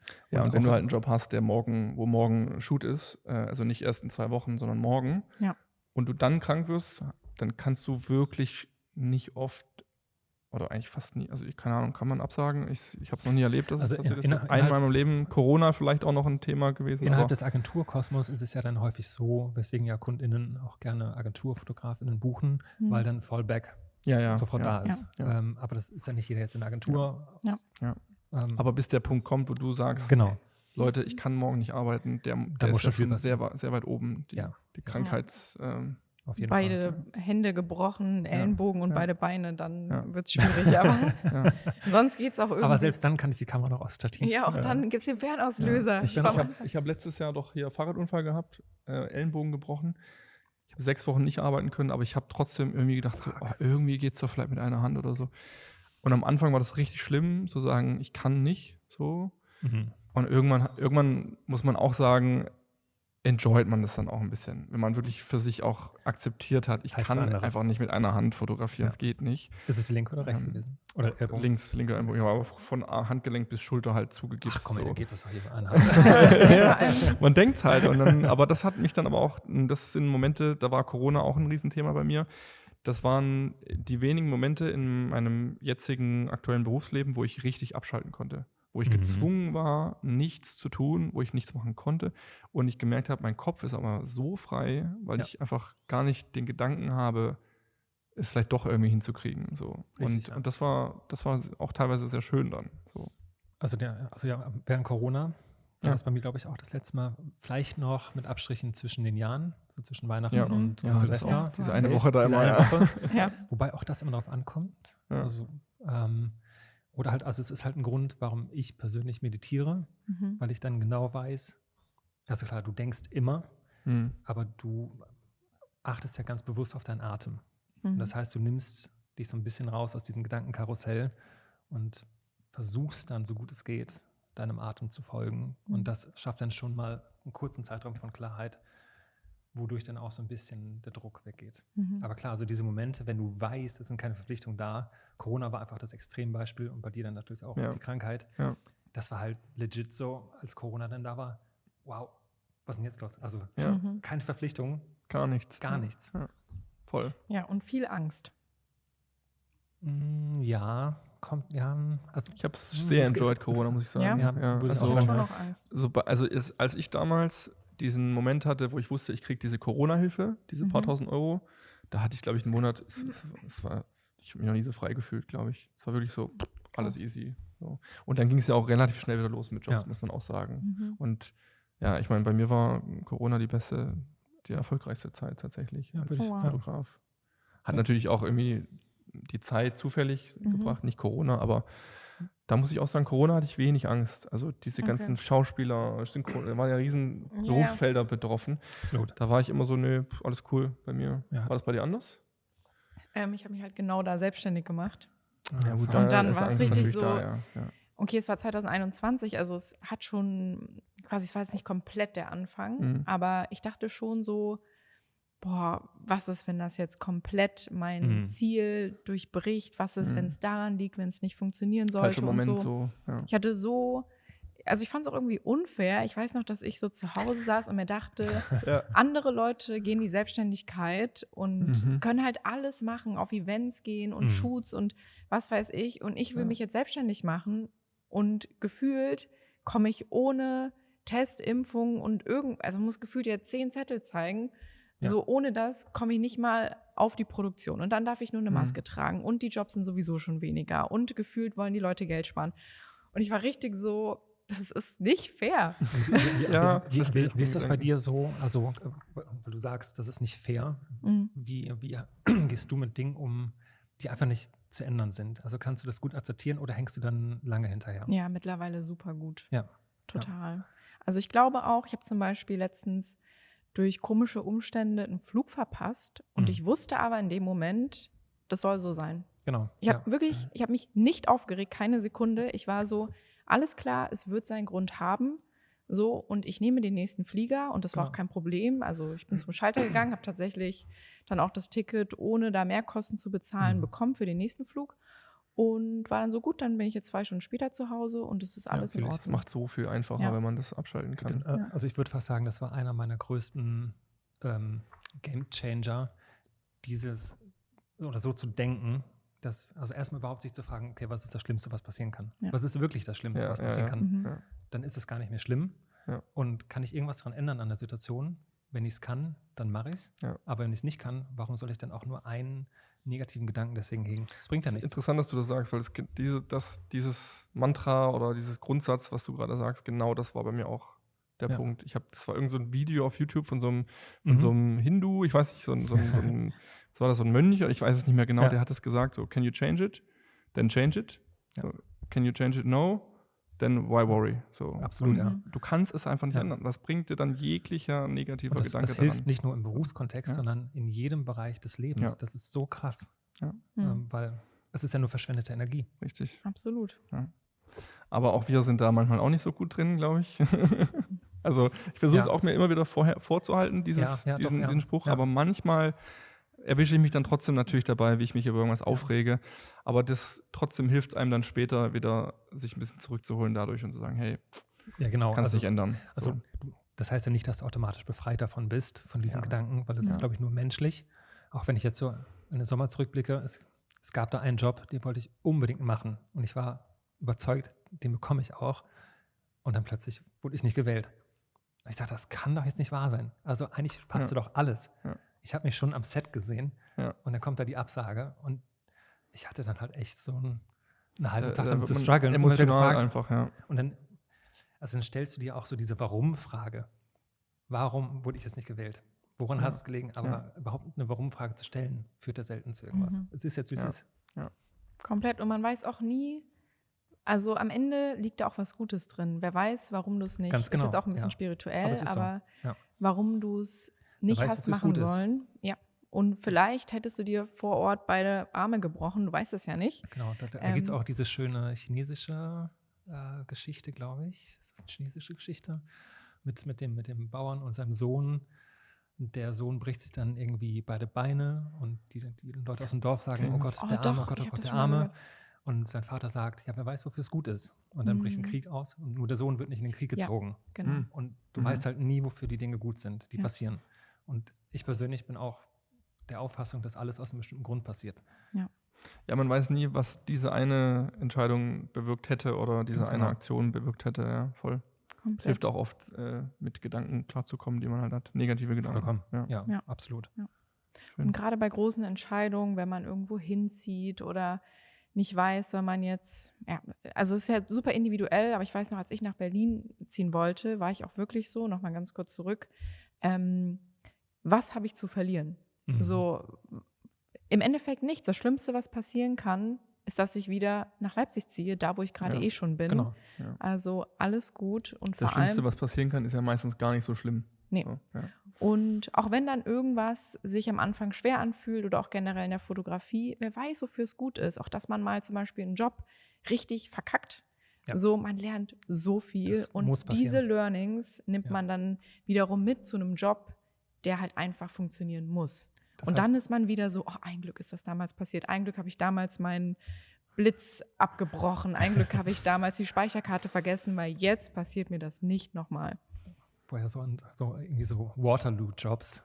Also da gab es auch 2, wo ich dann immer wieder zurückblicke. Und auch wenn es war in der Nähe, wo ich wohne. Und aber jedes Mal, wenn ich vorbeifahre, denke ich im ersten Moment, oh mein Gott, das war der schlimmste Job, den ich je gemacht habe. Und dann aber sofort im nächsten Moment, okay, ich habe so viel dadurch gelernt und ich würde es nie wieder so machen. Und da stimmt da halt so vieles von vornherein nicht. Und da weißt du, da achte ich drauf. Das ist halt dann die Erfahrung, die man dann bekommt über die Jahre. Ne? Ja. Und das ist ja, glaube ich, auch das Ding, also unsere Fehlerkultur, die ist ja auch eigentlich noch mega toxisch. Und das heißt ja immer so, ja, du musst perfekt sein und keine Fehler machen. Ich glaube, Fehler sind einfach das Wichtigste in jeder Entwicklung, sei es als Mensch, sei es im Beruf, egal in welchem Beruf.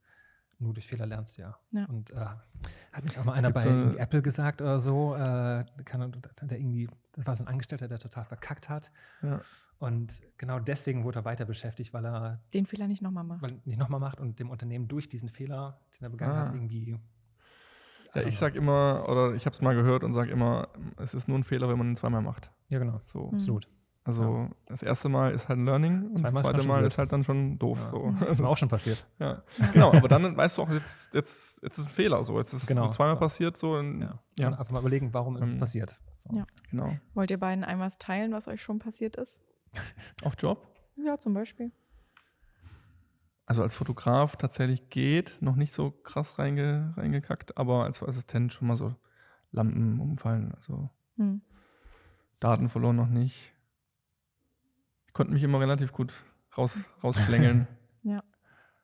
Ah doch, ich habe es glaube ich schon mal erzählt. Ich habe mal ein Motiv geschossen, ein komplettes Motiv geschossen mit keiner Karte in der Kamera. Oh, fuck. Ja. Und dann zu meinem Digi hingegangen, ihm die Kamera und war so, nein.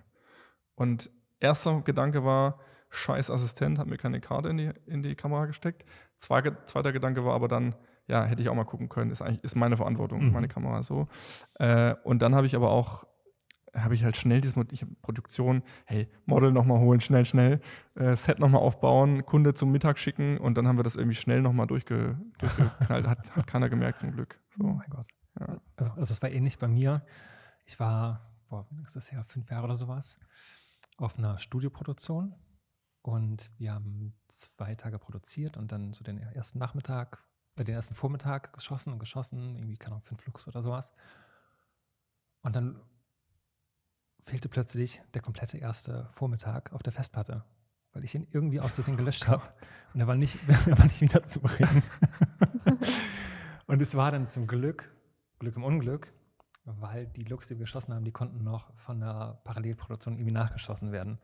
Aber da hatte ich halt einfach so safe den ganzen halben Tag gelöscht und der war unwiderruflich einfach weg. Und Dein Herz war wahrscheinlich das sehr weit unten mit das deinem Haus. Gefühl am Set war einfach Horror. Ja. Du denkst, Man hat so richtig Schweißausbrüche, ne? Ja, klar. Also, Du, Luise? Nö, Nee, bei mir ist alles perfekt, Leute. Ich bin perfekt. Nein, natürlich nicht. Bei mir hat mal eine Kamera versagt bei einer Hochzeit damals. Das war auf jeden Fall auch nicht schön, weil man fängt halt wirklich, ich habe gerade angefangen zu fotografieren und dann ist der Shutter, der hoch und runter geht, in der Mitte stecken geblieben. Und ab einer gewissen Auslösezahl kann das passieren. Und ich hatte ein Glück eine Backup-Kamera, also ich musste dann nicht nach 5 Minuten der Hochzeit sagen, Leute, it's over. ich fahre dann mal wieder nach Hause, schön war's. Aber trotzdem musste ich halt alles mit einer Kamera fotografieren und das ist schon blöd, wenn du die ganze Zeit Objektiv wechseln musst und so. Plus, es war halt wirklich der Moment, man will natürlich niemanden das merken lassen. Und da muss man wirklich auch, oder schaut man, okay, was für Schauspielkünste habe ich jetzt? So, ach Mensch, ich muss doch nochmal Objektiv wechseln. Und dann, ich habe dann kurz um die Ecke geguckt, ob ich den Shutter irgendwie wieder, geht natürlich nicht. Genau. So, Jules musste kurz an die Tür, Pakete abgeben. Wir nehmen nämlich heute erstaunlich früh auf, das muss man mal sagen. So früh haben wir auch noch nie eine Folge aufgenommen. Um 9 haben wir uns getroffen. Ja. Bin ja auch sehr dankbar als Frühaufsteher. Ja. Early Bird. Ich bin dir auch dankbar, weil ich nehme auch lieber früher auf. Ich habe das Gefühl, dass mein Kopf da besser funktioniert und abends auch irgendwie den Eindruck, so ja. schwammig ist. Aber ist das vielleicht auch einfach nur so ein negativer Glaubenssatz? So, also ich kann nur von mir sprechen. Ganz häufig mit diesen Happenings am Abend, wenn so Branchentreffen ist, dann merke ich schon, dass ich mir dann vorher vielleicht irgendwie so erzähle, ach ja, so abends bist du nicht so fit wie morgens und der Kopf funktioniert besser morgens und morgens kannst du richtig labern, abends willst du nicht mehr. Vielleicht erzähle ich mir die Geschichte auch einfach nur, weil jedes Mal, wenn ich denn da bin, laber ich genauso wie morgens. Ich glaube schon, dass es so Abend- und Morgenmenschen gibt, so dass man da schon einen Unterschied machen kann, aber ich habe das schon gemerkt. Also, als wir dann teilweise hier 0 Uhr unsere Podcast-Folgen aufgenommen haben, krass. muss ich auch sagen, Okay, das ist sehr spät. spät. es ist sehr spät Ja. und ich bin halt auch eher Typ Frühaufsteherin. Plus, ich habe auch während des Gesprächs gemerkt, und ich glaube auch, wenn ich unsere alten Podcast-Folgen jetzt anhören würde, was man ja eher nicht macht, so, aber ich höre mir das an und ich habe es mir auch während des Gesprächs angemerkt, dass ich nicht so fit war im Kopf, wie ich es morgens bin. Ja. Und ich glaube, das ist auch jetzt überhaupt nichts, wo Leute sagen, was? Sondern ich glaube, das können sehr viele Kann auch, glaub ich, nachvollziehen. relaten, ja. Und es ist ja auch so, also sagt man nicht auch so generell, das gilt garantiert nicht für jeden, aber dass so wichtige Entscheidungen oder Entscheidungen generell eher morgens, vormittags treffen als abends, weil die Dinge tendenziell abends ja, man kennt es ja auch, wenn man im Bett liegt, eher negativ gesehen werden können. Plus, man hat ja nur ein gewisses Kontingent an Entscheidungen. Genau. Dann gibt es halt dieses Steve Jobs-Beispiel, der halt sagt, ich ziehe jeden Tag das Gleiche an, damit diese Entscheidung schon mal nichts ist, was ich schon getroffen habe. Und dadurch habe ich eine Entscheidung mehr am Tag. Ganz genau. Und deswegen Habt ihr jeden Tag das Gleiche. Habt ihr sowas? Ja. Habt ihr schon mal probiert sowas? Auf jeden so Fall. immer die Dieses gleichen Sachen. Mindset-Sachen? Ja. Gleiches Essen jeden Tag Also bei dir? ich zum esse Beispiel? jeden Tag das gleiche Essen und tatsächlich, ich habe auch ein Habit, weil du es auch gerade gesagt hast mit den Klamotten. Jedes meiner Outfits, die ich trage, fotografiere ich, damit ich nicht nachdenken muss, was ich anziehen könnte, sondern ich schaue kurz rein. Stark, das ja. ist gut. Ordner. Mega. Du hast Ja, wahrscheinlich einen Ordner, der mit heißt Outfits. Genau, richtig. Ja. Und Mega. dann gucke ich da rein, okay, das ziehe ich an, Stark. fertig, denke ich nicht drüber Ja. nach. Ich habe nämlich gerade dran gedacht, weil ich habe das als Assistent damals gehabt, dieses Klamottending, dass ich sowieso immer mit Schwarz am Set war. Ja. Und ich hab wirklich irgendwann nur noch schwarze Klamotten gehabt. Also literally nur noch schwarz. Musst du ja in Berlin Und auch. es war aber mega gut. Ja, war auch die All Black Everything Phase, aber trotzdem als Assistent hatte ich das damals. Ich war viel reisen, viel unterwegs, viel aus dem Koffer gelebt und es war so schön, einfach nur Oder? Schrank, Koffer rein. Nicht überlegen, was passt zusammen, sondern es hat immer gepasst, weil es halt schwarz war. Ja. So. Mittlerweile bin ich wieder ein bisschen farbenfroher geworden, aber das weiß ich noch, das hat mir was gebracht damals. Voll. Safe. Ja. Und das ist auch so ein spannendes Ding. Also da kann ich jetzt vielleicht auch nur von mir sprechen. Mittlerweile ziehe ich mich super reduziert und clean an, weil ich das Gefühl habe, dass das meinem Wesen entspricht. Ich bezeichne mich selber als aufgeräumten Menschen und fühle mich auch sehr aufgeräumt. Und früher war das so, dass ich diesen Need in mir gespürt habe, ich muss irgendwie flashy aussehen, oder so bunt wie möglich oder auffallend wie möglich. Wahrscheinlich auch, weil ich mit mir selber unsicher war und nicht im Reinen. Und dann muss es halt echt so warm sein. Und jetzt ist es halt einfach so, okay, jetzt bin ich total cool mit mir und aufgeräumt. Und ich glaube, das passt dann auch wieder zur Persönlichkeit. Ja.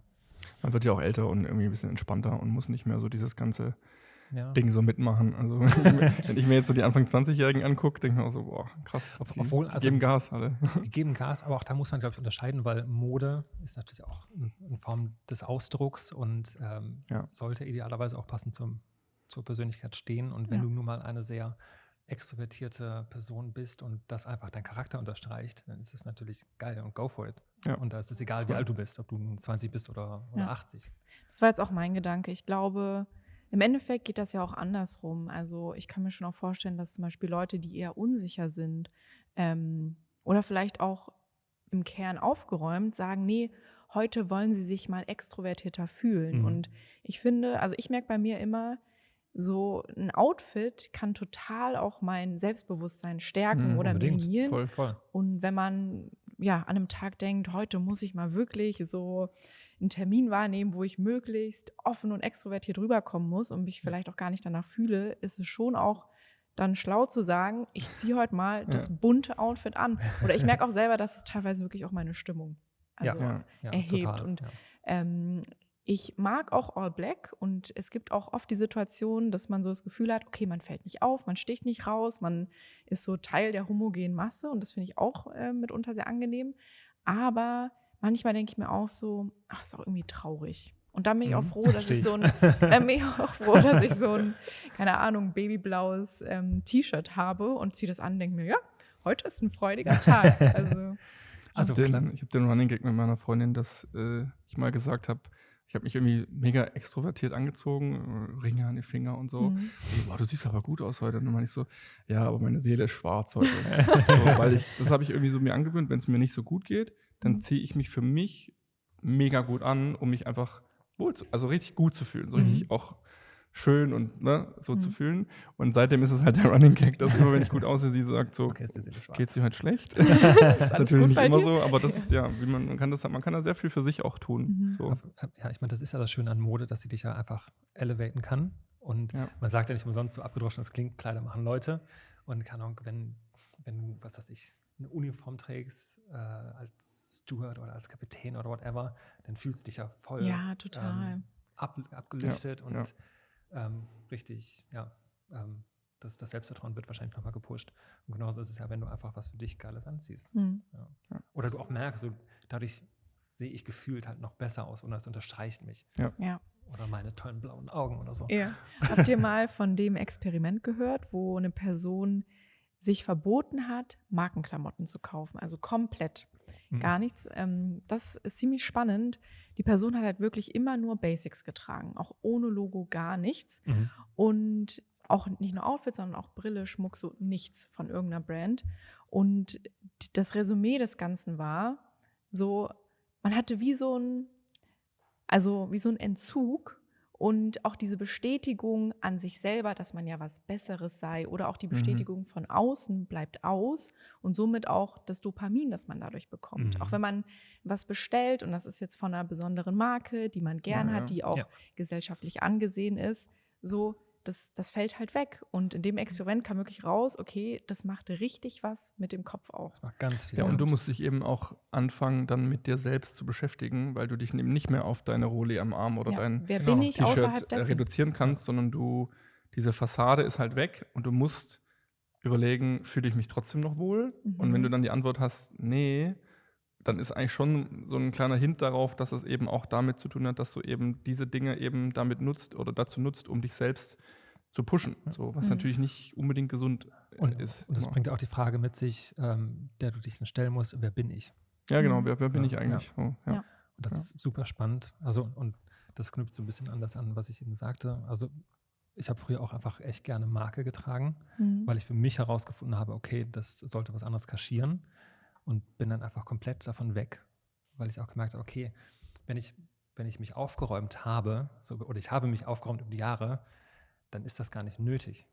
Also, dass irgendein Logo zu sehen ist oder so. Natürlich kann es von der Marke sein, aber es muss nicht sichtbar sein oder so. Es muss nicht so groß auf deiner Brust stehen. Genau. Aber das ist ja spannend, weil du viel Mode fotografierst, auch für eine Marke wie Prada. Hast du da manchmal das Bedürfnis auch, du müsstest das selber eigentlich tragen, um auch irgendwie dazu zu gehören? Vielleicht auch, wenn ein Kunde mit vor Ort ist, oder hast du das wirklich überhaupt gar nicht? Nee, Oder kurze Zwischenfrage auch dazu noch, ist es auch umgekehrt manchmal, dass du dir denkst, was mache ich hier eigentlich, diese Fashion-Welt, what the fuck? Also tatsächlich weder noch. Also ich habe nicht den Eindruck, dass ich da irgendwie diese Marke tragen müsste am Set. Was ich aber total appreciate an jetzt irgendwie High-End-Fashion sind eher die Schnitte und die Stoffe. Also gar nicht, dass da jetzt Marke XY drin steht, sondern einfach, wie die Kleidung fällt an meinem Körper, an anderen Körpern und wie es geschnitten ist und wie toll sich die Stoffe anfühlen. Das finde ich viel entscheidender. Aber ich habe gar nicht so, dass ich das jetzt, also wenn es Prada ist, dass ich dann Prada tragen muss oder keine Ahnung, Nike und so weiter. Und gleichzeitig stelle ich mir aber auch nicht die Frage, was mache ich eigentlich? Weil ich liebe es, das zu machen. Und ich weiß ja auch, dass ich anderen Menschen durch meine Bilder und auch wenn es zum Verkaufen ist von Produkten, indirekt gebe ich Menschen dadurch trotzdem ein gutes Gefühl. Ja, komplett. Ich finde es zum Beispiel spannend, dass wir schon wissen, wie so dein Bürotag aussieht, ne? Also ich sag mal, ganz normaler, deine Comfortzone, ne? Wenn du zu Hause arbeitest. Aber so sieht ja wirklich nicht jeder Tag aus. Und es gibt auch Wochen und Monate mit vielen Jobs, an vielen Sets, mit Reisen und Fliegen und so weiter. Da interessiert mich schon mal, wie du das dann alles mit deinen Routinen vereinbaren kannst und vor allem, wie du mit dem Druck umgehst. Weil, und da haben wir auch schon vorher drüber gesprochen, das ist ein enormer Druck. Das ist auf jeden Fall Druck. Und ich musste auch erst lernen, mit dem Druck umzugehen. Also das war definitiv nicht von heute auf morgen da. Was halt für mich immer gut funktioniert hat, war auch, dass wir haben vorhin schon mal kurz drüber gesprochen, es gibt die ganz wenigen Leute, die sind plötzlich da und sind Stars overnight, so to speak. Aber mein Werdelauf war jetzt ein wirklich sehr organischer. Also ich bin stetig gewachsen und der nächste Job war quasi der nächstgrößere und habe dann vorher aber schon was gemacht am Set.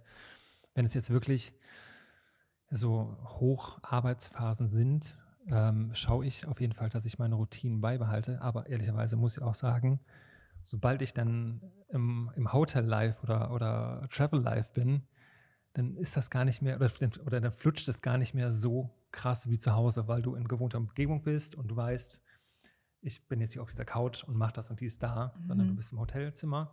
Ich schaue schon, dass ich immer meditiere, weil ich weiß, dass es mir hilft. Ja. Also das ist halt das Ding. Ich mache es ja nur, weil ich die Gewissheit habe, okay, ich habe jetzt etwas davon. Oder schreibe jeden Tag Dankbarkeitstagebuch, weil ich total weiß, das bringt mir was und das nordet mich ein. Ja. Und die Sache mit dem Druck halt, ich glaube, du kannst auch durch Erfahrung an Sets, die du aber erst mit der Zeit lernst, dadurch kannst du gut mit Druck umgehen. Weil du weißt, du hast halt aus deiner Vergangenheit super viele Beispiele, an denen du dich orientieren kannst. Es hat immer geklappt. Ja, es waren mal 1, 2 Jobs dabei, die wurden vergeigt, dadurch lernst du. Aber 99,9% der Jobs laufen immer gut. Und du weißt auch, wenn Stresssituationen am Set auftauchen, es gibt immer eine Lösung. Und du kennst die Lösung. Und du hast gute Leute um dich herum, die supporten dann auch. Und du weißt, welche Hebel du in Bewegung setzt. Das ist halt super hilfreich, mit Druck umzugehen. Aber klar ist das auch mal so, dass irgendwie, wenn du weißt, das ist eine Riesenkampagne und das ist so der gefühlte Next Step, dann merke ich für mich, so dass ich die Zähne vielleicht schon ein bisschen fester zusammenbeiße am Morgen, wo es losgeht. Du bist halt auch nervös und Nervosität ist ja ganz normal, absolut, ist ja ja. auch nichts Schlimmes. Ne? Ist ja auch darf man ja wichtig. auch haben. Das Ja. ist ganz wichtig, weil es ja auch den Fokus schärft. Ja. Und wenn du halt für dich den Weg gefunden hast, diese Nervosität oder diese Anspannung auch umzuwandeln in positive Energie und einfach abliefern, dann ist das halt schon sehr, sehr bereichernd. Ja. Wie ist das bei euch? Du hast gerade gemeint, am Ende klappt es ja immer irgendwie und wir retten ja keine Leben und so. Das hat mir damals ein Assistent gesagt, da war ich relativ am Anfang meiner Assistentenkarriere, hat jemand zu mir gesagt, ey, ganz am Ende, wir retten hier keine Leben. So. Und das habe ich mir immer wieder im Kopf behalten, wenn es irgendwie eine Situation war, die brenzlig ist, auch wenn mal die Kunden nicht happy waren oder so, wo man sich ja als eher jüngerer Mensch noch, wo man am Anfang ist, sehr, sehr viel Druck macht. Und sehr so, fuck, jetzt sind die Kunden nicht happy. Und dann macht sich ja wirklich Stress. Und das damals, als er mir das gesagt hat, der war auch irgendwie 10 Jahre älter als ich, habe mir sehr doll hinter die Ohren geschrieben und seitdem ist es oft so ein Mantra, was ich mir wieder hochhole, wo ich so denke so, ey, Jules, chill, ich rette hier gerade keine Leben, es ist Werbung. So. Genau. Und am Ende wird trotzdem alles immer gut und jeder freut sich, weil ich kenne mich mittlerweile auch gut genug, dass ich weiß, ich mache gute Arbeit. Und dieses, ich bin hier nicht eine Ambulanz irgendwie und muss jetzt hier gleich Herzwiederbelebung machen, so, alles okay. So. Und die Sache ist aber auch, was auch noch hilft, und das lernst du garantiert auch erst mit der Zeit, ist vorher richtig zu kommunizieren und alles abzusprechen und alle Eventualitäten durchzusprechen und genau herauszufinden, was wünscht sich die Kundin eigentlich. Und dann auch da wirklich in den Dialog und Austausch zu gehen und das abklopfen. Ja. Und wenn das alles steht, dann sollte es eigentlich keine Probleme mehr geben. Gibt es immer mal wieder, weil dann vielleicht auch am Set was geändert wird. Aber durch die Erfahrung, die du hast, kannst du dich darauf einstellen. Und dann gibt es ja auch immer noch gute Artdirektorinnen, Kreativdirektorinnen, sehr gute Lichtassistenten, die einfach Ideen haben. Und das ist dann wieder dieser Zusammenhalt und dieses Ergebnis, das du gemeinsam erschaffst. Klar bist du als Fotografin die wichtigste Person in der Regel am Set, weil du einfach die Verantwortung trägst.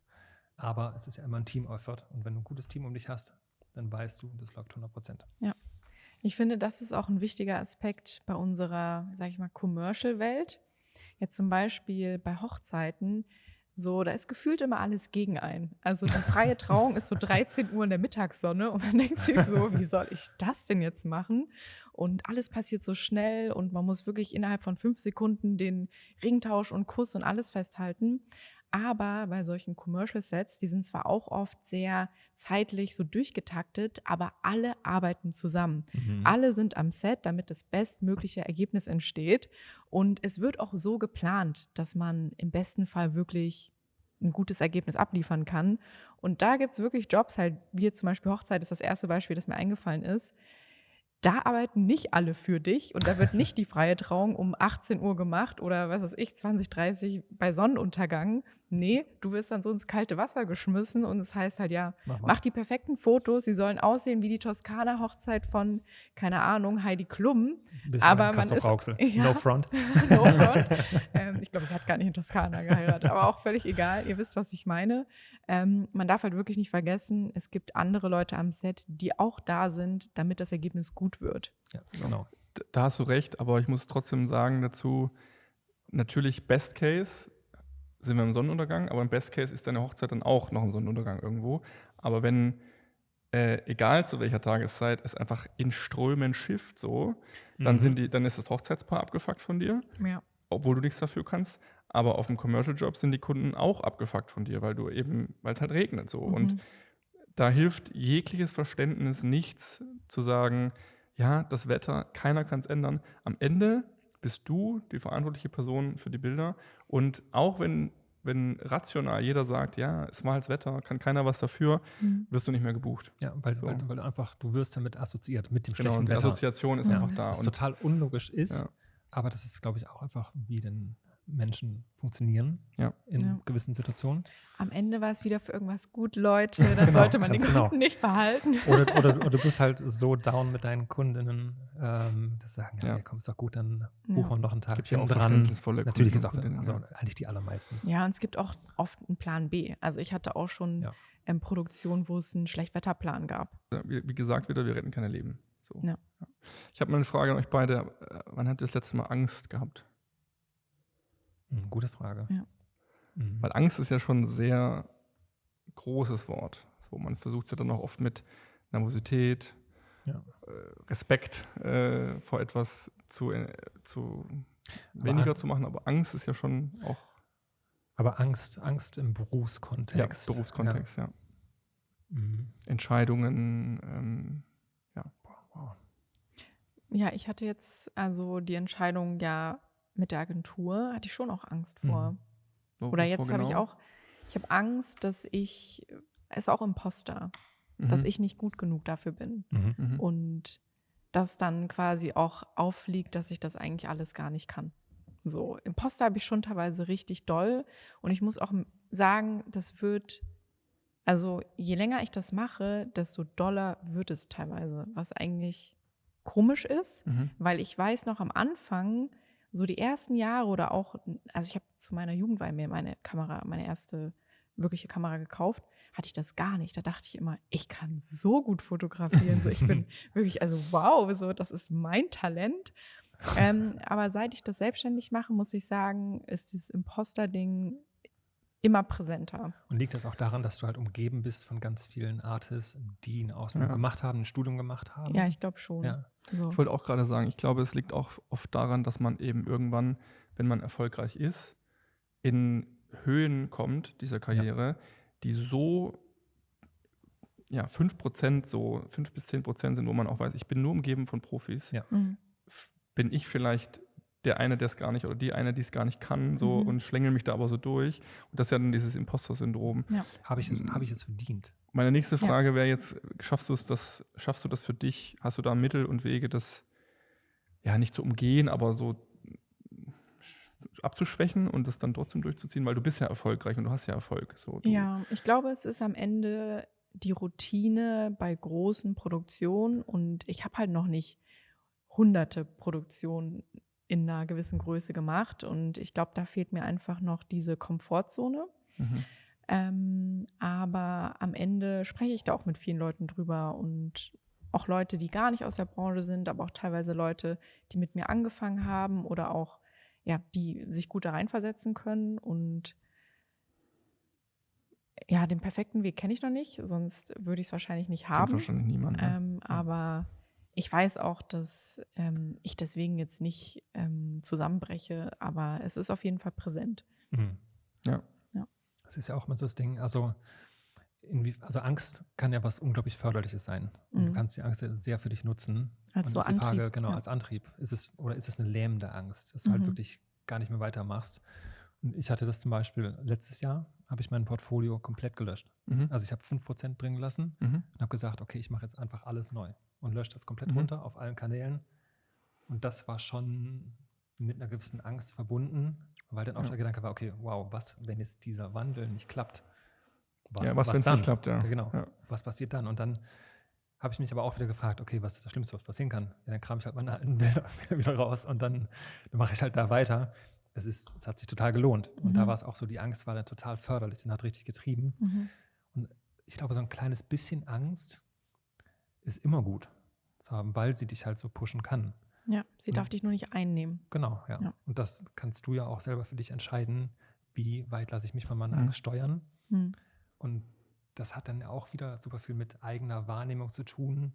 Wie nehme ich meine Angst wahr? Woher kommt sie? Aus welchem Bereich? Und was macht sie gerade mit mir? Und wohin kann mich das bringen? Ja, wie du sagst gerade, also ich glaube, zu sagen, ein bisschen Angst ist gut, würde ich persönlich sagen, ist nicht die richtige Formulierung. Ich würde eher sagen, wenn du Angst hast und weißt, wo die herkommt und wie du damit umgehst und wie du es eben auch schaffst, aus der Angst rauszukommen oder eben ein Excitement dafür zu entwickeln, was genau da passiert mit dir, dann ist es was Gutes auf jeden Fall. Ja.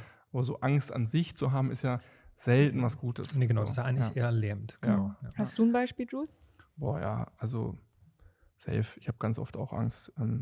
Also wo ich auch gerade dran arbeite, auch kann ich auch sagen, in der Therapie so, Angst vor Altersarmut, solche Dinge. Also diese ganz dollen Urängste ist viel durch meine Familie geprägt. Das ist immer ein Thema. Also werde ich mal alt und bin ich arm und Rente, diese typischen deutschen Urängste auch, die man so von seinen Eltern auch irgendwie oft eingetrichtert bekommt und auch von den Großeltern. Das ist auf jeden Fall was, wo ich immer wieder mit mir hadere, auch auf jeden Fall. Safe. Führt das denn auch dazu, also diese Angst vor Altersarmut, dass du aktuell schon sehr viel dafür tust, also Rücklagen bilden, Anlage? Definitiv zu viel auch oft. Also ich bin schon eher so der Sparer dann auch und ich drehe jetzt nicht in Pfennig um und so, aber ich merke schon, dass ich persönlich manchmal gerne entspannter wäre, was das Thema angeht. Und daran arbeite ich auch und es funktioniert auch immer besser, aber auch da ist es halt nicht über Nacht, sondern man muss halt es erkennen, man muss daran arbeiten, man muss lange auch dran arbeiten, auch teilweise jahrelang dran arbeiten, um eben diese Grundsätze, diese Urängste, die man hat, die man auch natürlich durch also nicht nur ich, sondern auch andere Menschen natürlich Absolut. Von ihren Eltern, von ihren Mitmenschen, von ihren Beziehungsmenschen eingetrichtert bekommen über die Jahre oder auch unterbewusst eingetrichtert bekommen, die loszuwerden, ist oft das Schwierigste überhaupt. Also die Aufgabe, die ja jeder schaffen möchte, so glücklich zu sein, ohne Ängste zu sein und so weiter. Das ist halt ein Riesenprozess. Aber ich glaube, jeder hat Angst. Ich glaube, Menschen, die sagen, ich habe nie Angst, gibt es nicht. Also glaube ich auch nicht dran. Das ist dann auch wieder eher so ein Schutzmechanismus vielleicht zu sagen, ich habe nie Angst. Aber auch da, wenn man Angst hat, mit Leuten drüber reden, denen man vertraut und wo man auch die Meinung vielleicht schätzt und so weiter.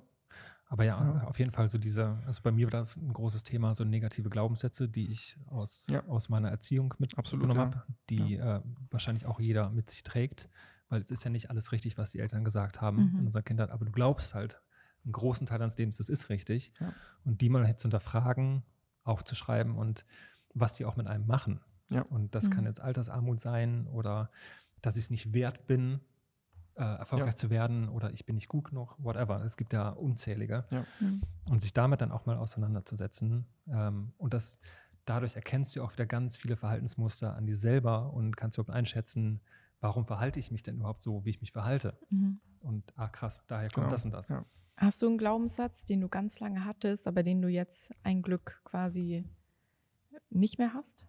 Also vor so knapp 3 Jahren habe ich mir immer 2 DIN A4 Seiten mit negativen Glaubenssätzen von mir aufgeschrieben und die dann umgewandelt in quasi in das positive Gegenbeispiel. So ein vorherrschender Glaubenssatz war, ich werde nicht erfolgreicher als mein Vater. Oder weil ich im Abi, ich hatte ein 3,0er Abi, ein 2,9er Abi. Ein Glaubenssatz war, okay, ich bin immer Durchschnitt. Ich werde immer dieser Durchschnitt sein. Ja.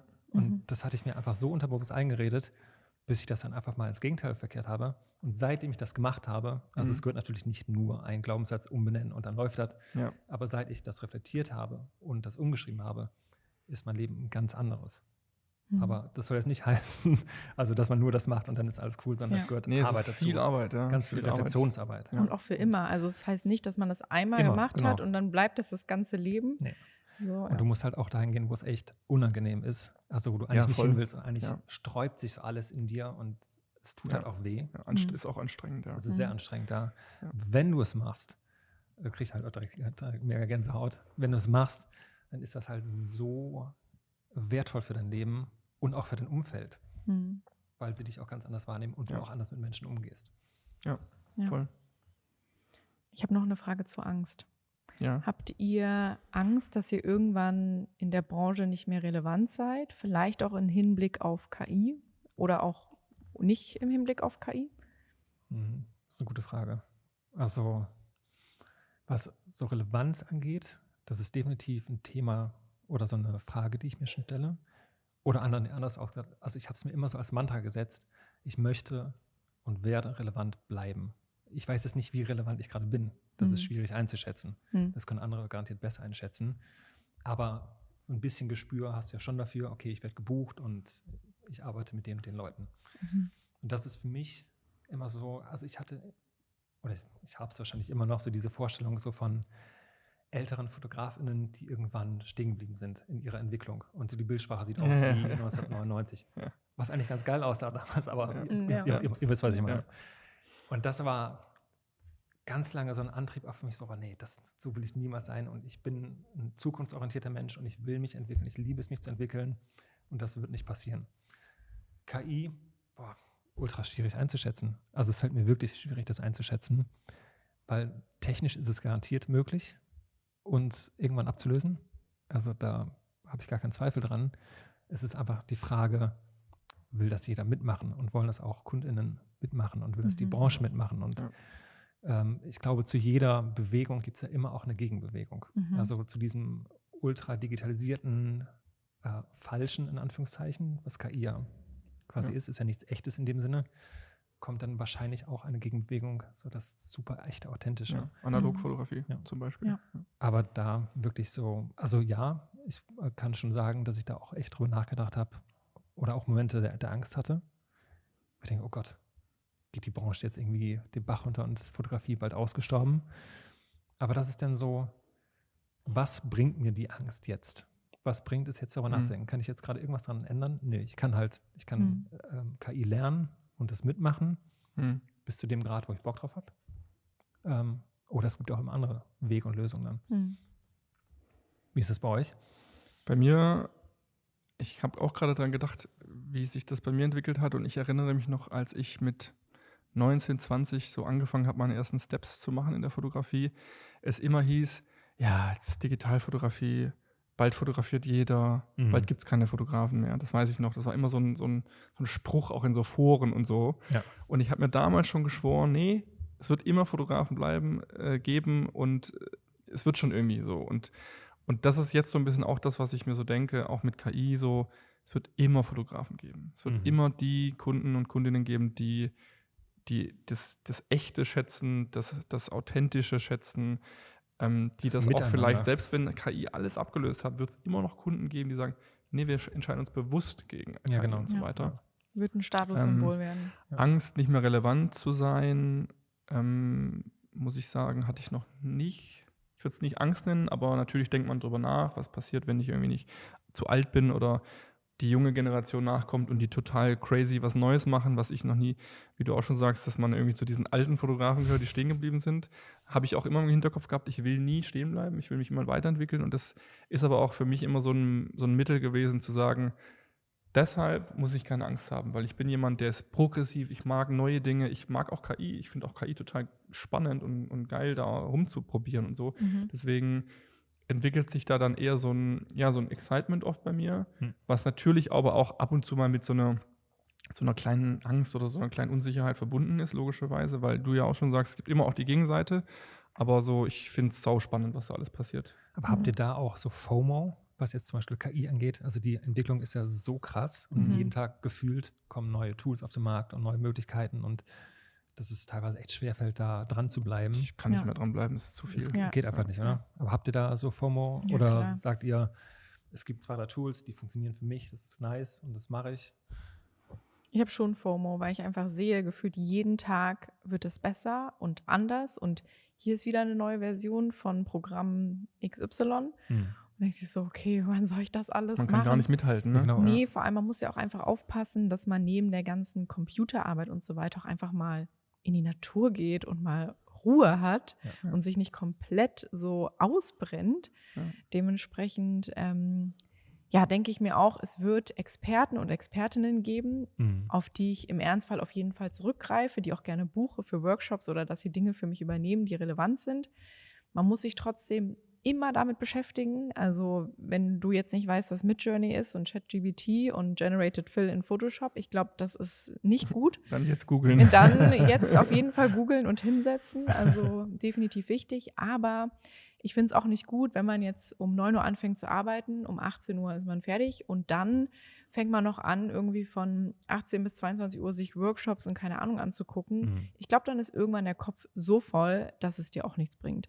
Und das Ding ist halt auch, also vielleicht geht es euch auch so, wir sind ja alle Fotografen geworden. Und mein Anspruch ist, in einem Feld der Beste in Anführungszeichen zu werden. Ja. Der Beste, der ich werden kann. Mhm. Und ich weiß halt, wenn ich noch ein zweites Feld eröffne, dann kann ich nicht da auch noch der oder die Beste werden, sondern ich muss mich auf eins fokussieren. Ja. Ich kann zwar noch ein bisschen dazu lernen, überall, aber du wirst ja nur extrem oder außergewöhnlich gut, wenn du dich wirklich fokussierst. Und ich überlege dann halt ganz, okay, wenn ich jetzt so richtig mit AI anfange, ich habe die Tools, ich weiß, wo ich das Wissen herbekomme, aber dann wird halt die Fotografie komplett schleifen. Dann wäre da tote Hose. Ja, man hat 100%. Es gibt ein sehr gutes Buch, das nennt sich Refuse to Choose. Habe ich mir mal gekauft, weil ich genau das Gegenteil bin von dir. Ich bin sehr schnell gelangweilt von Sachen. Ich mag es, neue Dinge zu lernen. Ich mag es, neue Dinge auszuprobieren. Ich erwische mich aber dann auch Also immer auszuprobieren, ja, auf jeden Fall. Also klar, definitiv. ich erwische mich oft dabei, wie ich meine, so, bin ich jetzt in allen Sachen nur so halb gut und kann aber gar nicht so richtig? Oder sollte ich mich lieber auf eins mehr konzentrieren und da 100%? Und ich bin schon eher jemand, ich mache lieber viele Sachen und das ist natürlich auch dann, da entwickelt sich dann schon auch mal eine Angst, wo ich denke, jetzt bin ich in gar nichts gut so richtig, aber dieses Buch, ich kann jetzt natürlich nicht genau wiedergeben, was es sagt, aber ganz runtergebrochen, es gibt diese Menschen, die so sind, die verschiedene Interessen haben, die viele Interessen haben. Das kannst du aber auch zu deinem Vorteil nutzen, um eben in anderen Bereichen wieder wo zu stehen, wo andere da nicht stehen können, weil sie eben nur Experten in dem einen Feld sind. Kann ich sehr empfehlen, das Buch, wenn man sich so ab und zu so fühlt. Kommt in die Shownotes. Kommt in die Shownotes. Kommt rein. Ich habe auch noch einen Buchtipp. Habe ich dir auch schon mal gegeben. The Dip. Habe ich noch nicht gelesen, Ja, muss ich noch machen. Da geht es quasi darum, dass man am Anfang immer so super motiviert ist, was Neues anzufangen. Egal, ob es ein Sport ist oder irgendwie was Künstlerisches. Am Anfang denkt man immer, zum Beispiel, man meldet sich jetzt für Klavierstunden an und denkt so, also das mache ich jetzt jede Woche und das ist so toll und wenn ich das kann und so. Und es kommt aber immer der Punkt, an dem das wieder runtergeht, an dem man sich so denkt, so, okay, ja, jetzt irgendwie bin ich doch nicht so gut und vielleicht höre ich lieber auf damit. Und da geht es quasi darum, wie man da sich motivieren kann langfristig, sodass man Dinge halt nicht super schnell aufgibt und immer von dieser Anfangsmotivation nur lebt. Auch sehr gut. Genau. Ich habe zuletzt Discipline is Destiny von Ryan Holiday gelesen, in dem es um den Stoizismus geht. Ah ja. Und also da Disziplin für mich persönlich ohnehin ein großes Thema ist, weil ich von Natur aus schon relativ diszipliniert bin. Wenn ich auf etwas Bock habe, dann kommt das von alleine, aber das hat für mich nochmal so ganz neue. Wie stehst du zu Stoizismus? Nach dem Buch fand ich das schon spannend. Also es war mir vielleicht ein bisschen zu frugal. Ja. Also ich würde mich jetzt nicht als frugalen Menschen bezeichnen, weil, also ich bin Modefotograf gewesen, weil ich halt auch einfach das Opulente geil finde und mir auch gern mal gönne, in Anführungszeichen. Aber das ist ja auch.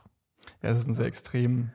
Ich finde es auch super interessant. Ich habe da auch einige Bücher drüber gelesen, aber es ist halt sehr extrem, wenn man wirklich sagt, Stoizismus. Aber ich finde es halt geil, sich überall so Dinge, die für einen selber passen, rauszuziehen und die dann irgendwie mit für sich aufzunehmen. Ja, voll. Der tägliche Stoiker, auch tolles Buch. Das sind so 365 kleine Geschichten. Aber manchmal ist es mir auch ein bisschen zu negativ. Da muss ich sagen, fehlt mir manchmal so ein bisschen die Euphorie. Aber das ist ja auch der Sinn von Stoizismus. Also ist auch ein guter Punkt. Also so Euphorie würde ich mich auch eher bezeichnen. Ich bin ein sehr euphorischer Mensch und auch sehr, nicht sehr emotional, aber einfach sehr schnell zu begeistern für eine gute Sache. Und da kann ich auch alle mitreißen. Und der Stoizismus besagt ja auch so Emotionen komplett kontrollieren. Genau, und das meine ich, ja. Also da gehe ich schon mit, treffe niemals Entscheidungen aus der Emotion heraus oder auch, keine Ahnung, whatever, wenn du einen Streit hast, dann sag nie was aus der Emotion heraus, sondern geh raus aus der Situation. Also Emotionen sind auch am Aktienmarkt oder am Kryptomarkt sind Emotionen nicht förderlich. Nee. Aber so komplett emotionslos durchs Leben zu gehen, das sehe ich jetzt auch nicht. Ja, aber die Grundgedanken, also ich mag Ryan Holiday auch. Ja, total. Und hat dann noch 2 andere Bücher in der Reihe geschrieben. Dein Ego ist dein Feind, auch noch. Auch super. Ja, auch gut. Und dann gab es noch Sehr kleiner Büchertalk. Ja, könnt ihr euch alles aufschreiben. Ja. Ich habe noch eine interessante Frage, vielleicht zum Abschluss. Was haltet ihr von positivem Stress? Oh, das ist eine gute Frage. Gibt es positiven Stress? Safe, auf jeden Fall. Ja, sehr gut, würde ich nämlich auch sagen, ja. Also ich vergleiche positiven Stress immer gerne mit so einem Flow-Zustand oder Momentum, das aufgebaut ist, wo ich so merke, okay, wow, dann kommt hier eine Anfrage, dann kommt da die Zusage, dann kommt noch eine Zusage, dann bin ich die ganze Zeit am Telefon, im Videocall, dann bin ich die ganze Zeit im Flieger, in der Bahn, im Hotel und es fühlt sich einfach so geil an und ich weiß, ich gehe halt voll an meine Grenzen, aber es fühlt sich halt, also es ist halt auch ein krasser Dopaminausschüttung, die stattfindet und ich nehme das dann total mit und normalerweise ist es ja so, wie ich vorhin gesagt habe, ich schlafe dann auch gerne mal 7,5 Stunden, da würde ich am liebsten gar nicht schlafen, weil ich einfach machen will und da kann kommen, was will und ich baller es halt alles komplett durch. Also es ist so ein High, so ein richtiges Arbeitshigh. Ja, so ein High, total, ja. Man realisiert auch teilweise, krass, das ist das, worauf ich jahrelang hingearbeitet habe. So, jetzt lebe ich das, was ich mir immer gewünscht habe. Und ja, es ist auch stressig, darf man auch ja nicht vergessen und muss sich vor Augen führen. Aber das ist am Ende der Traum, den man sich als komplett kleinere Version geträumt hat. Ja. Und sich dann aber auch in den Moment zurückzuholen und das auch mal zu appreciaten.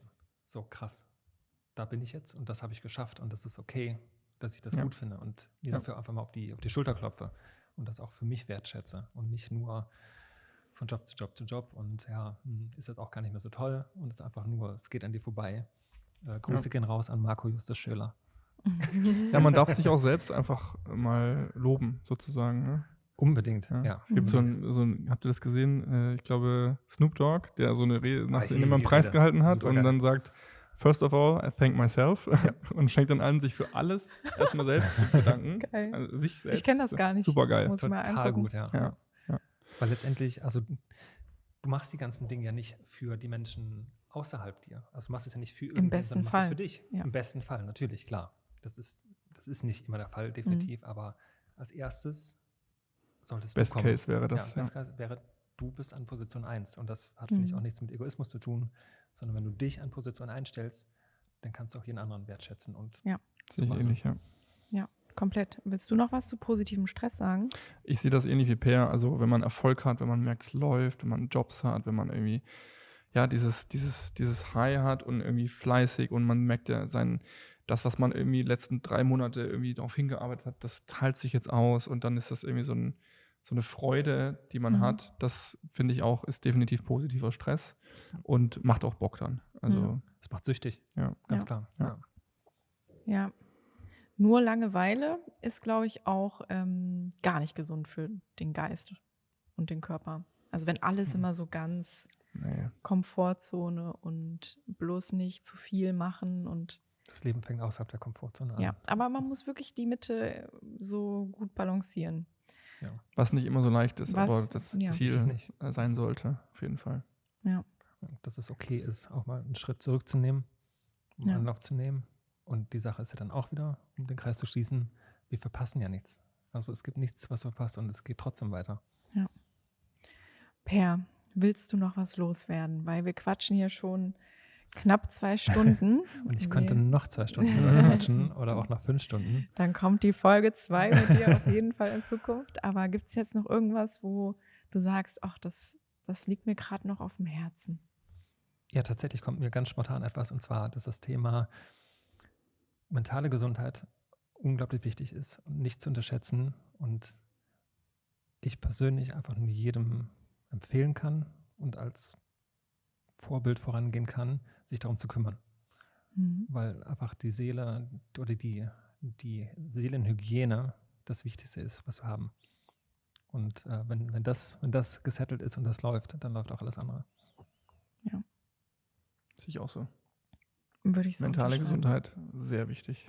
Ja. Und es ist auch keine Form von Schwäche, sich darum zu kümmern und darüber zu sprechen, sondern eigentlich eher die ultimative Stärke, sich dem zu stellen. Ja. Und Ja. sich gegebenenfalls auch Hilfe zu holen.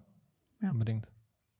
Ja, und es bringt auch nichts, wenn man zum Beispiel im Business 3 Jahre Vollgas gibt und danach einfach durch einen Burnout gar nicht mehr arbeiten kann. Dann war es auch nicht zielführend. Dementsprechend auch langfristig denken und überlegen, wie kann ich meinen Alltag, meine Jobs und alles, was so ansteht, so gestalten, dass ich es wirklich schaffe, auch in 5, 10 oder 20 Jahren. Genau. Und wir wollen Ja, lange und es was passiert davon auch haben. eben nicht über Nacht. Es ist ein langer, langer Prozess. Ja. Manchmal dauert es auch lange, bis man es überhaupt merkt. So. Genau. Also viele Menschen befinden sich ja schon in Burnouts und merken es nicht mal. So. Es Und es- dauert und es ist ein Prozess. Es dauert und es ist wichtig auch Ja. zu verstehen, dass jeder eine andere Geschichte hat. Ja. Also nicht jeder, oder eigentlich gilt der Weg, der für mich gilt, der für euch gilt, der gilt nicht für andere, sondern Richtig. jeder hat seinen eigenen Weg. Was wir am Anfang ja auch wieder gemerkt haben. Also sowohl am Anfang der Fotografie, wie man überhaupt dahin kommt, ist anders, aber dann auch während unseres Jobs jetzt. Wir haben alles, andere Kunden, andere Sets, andere Stile und auch unsere Zukunft wird unterschiedlich sein, auch wenn uns gewisse Dinge verbinden. Aber da muss man vor allem in sich selber reinhorchen, ne? Das hast du sehr schön gesagt. Ihr auch, Leute. Ich fand es eine richtig schöne Folge. Danke für eure Zeit. Danke euch. Danke euch auch. War Hoffentlich super. bis bald wieder, Per. Hat Immer mich wirklich gerne. gefreut. Lieben. Und ja, dementsprechend schließen wir jetzt hier unsere schöne Gesprächsrunde. Ich wollte gerade sagen Happy Weekend, aber ich weiß ja nicht, wann die Folge rauskommt. Dauert noch ein paar Wochen. Tschüss. Tschüss. Tschö.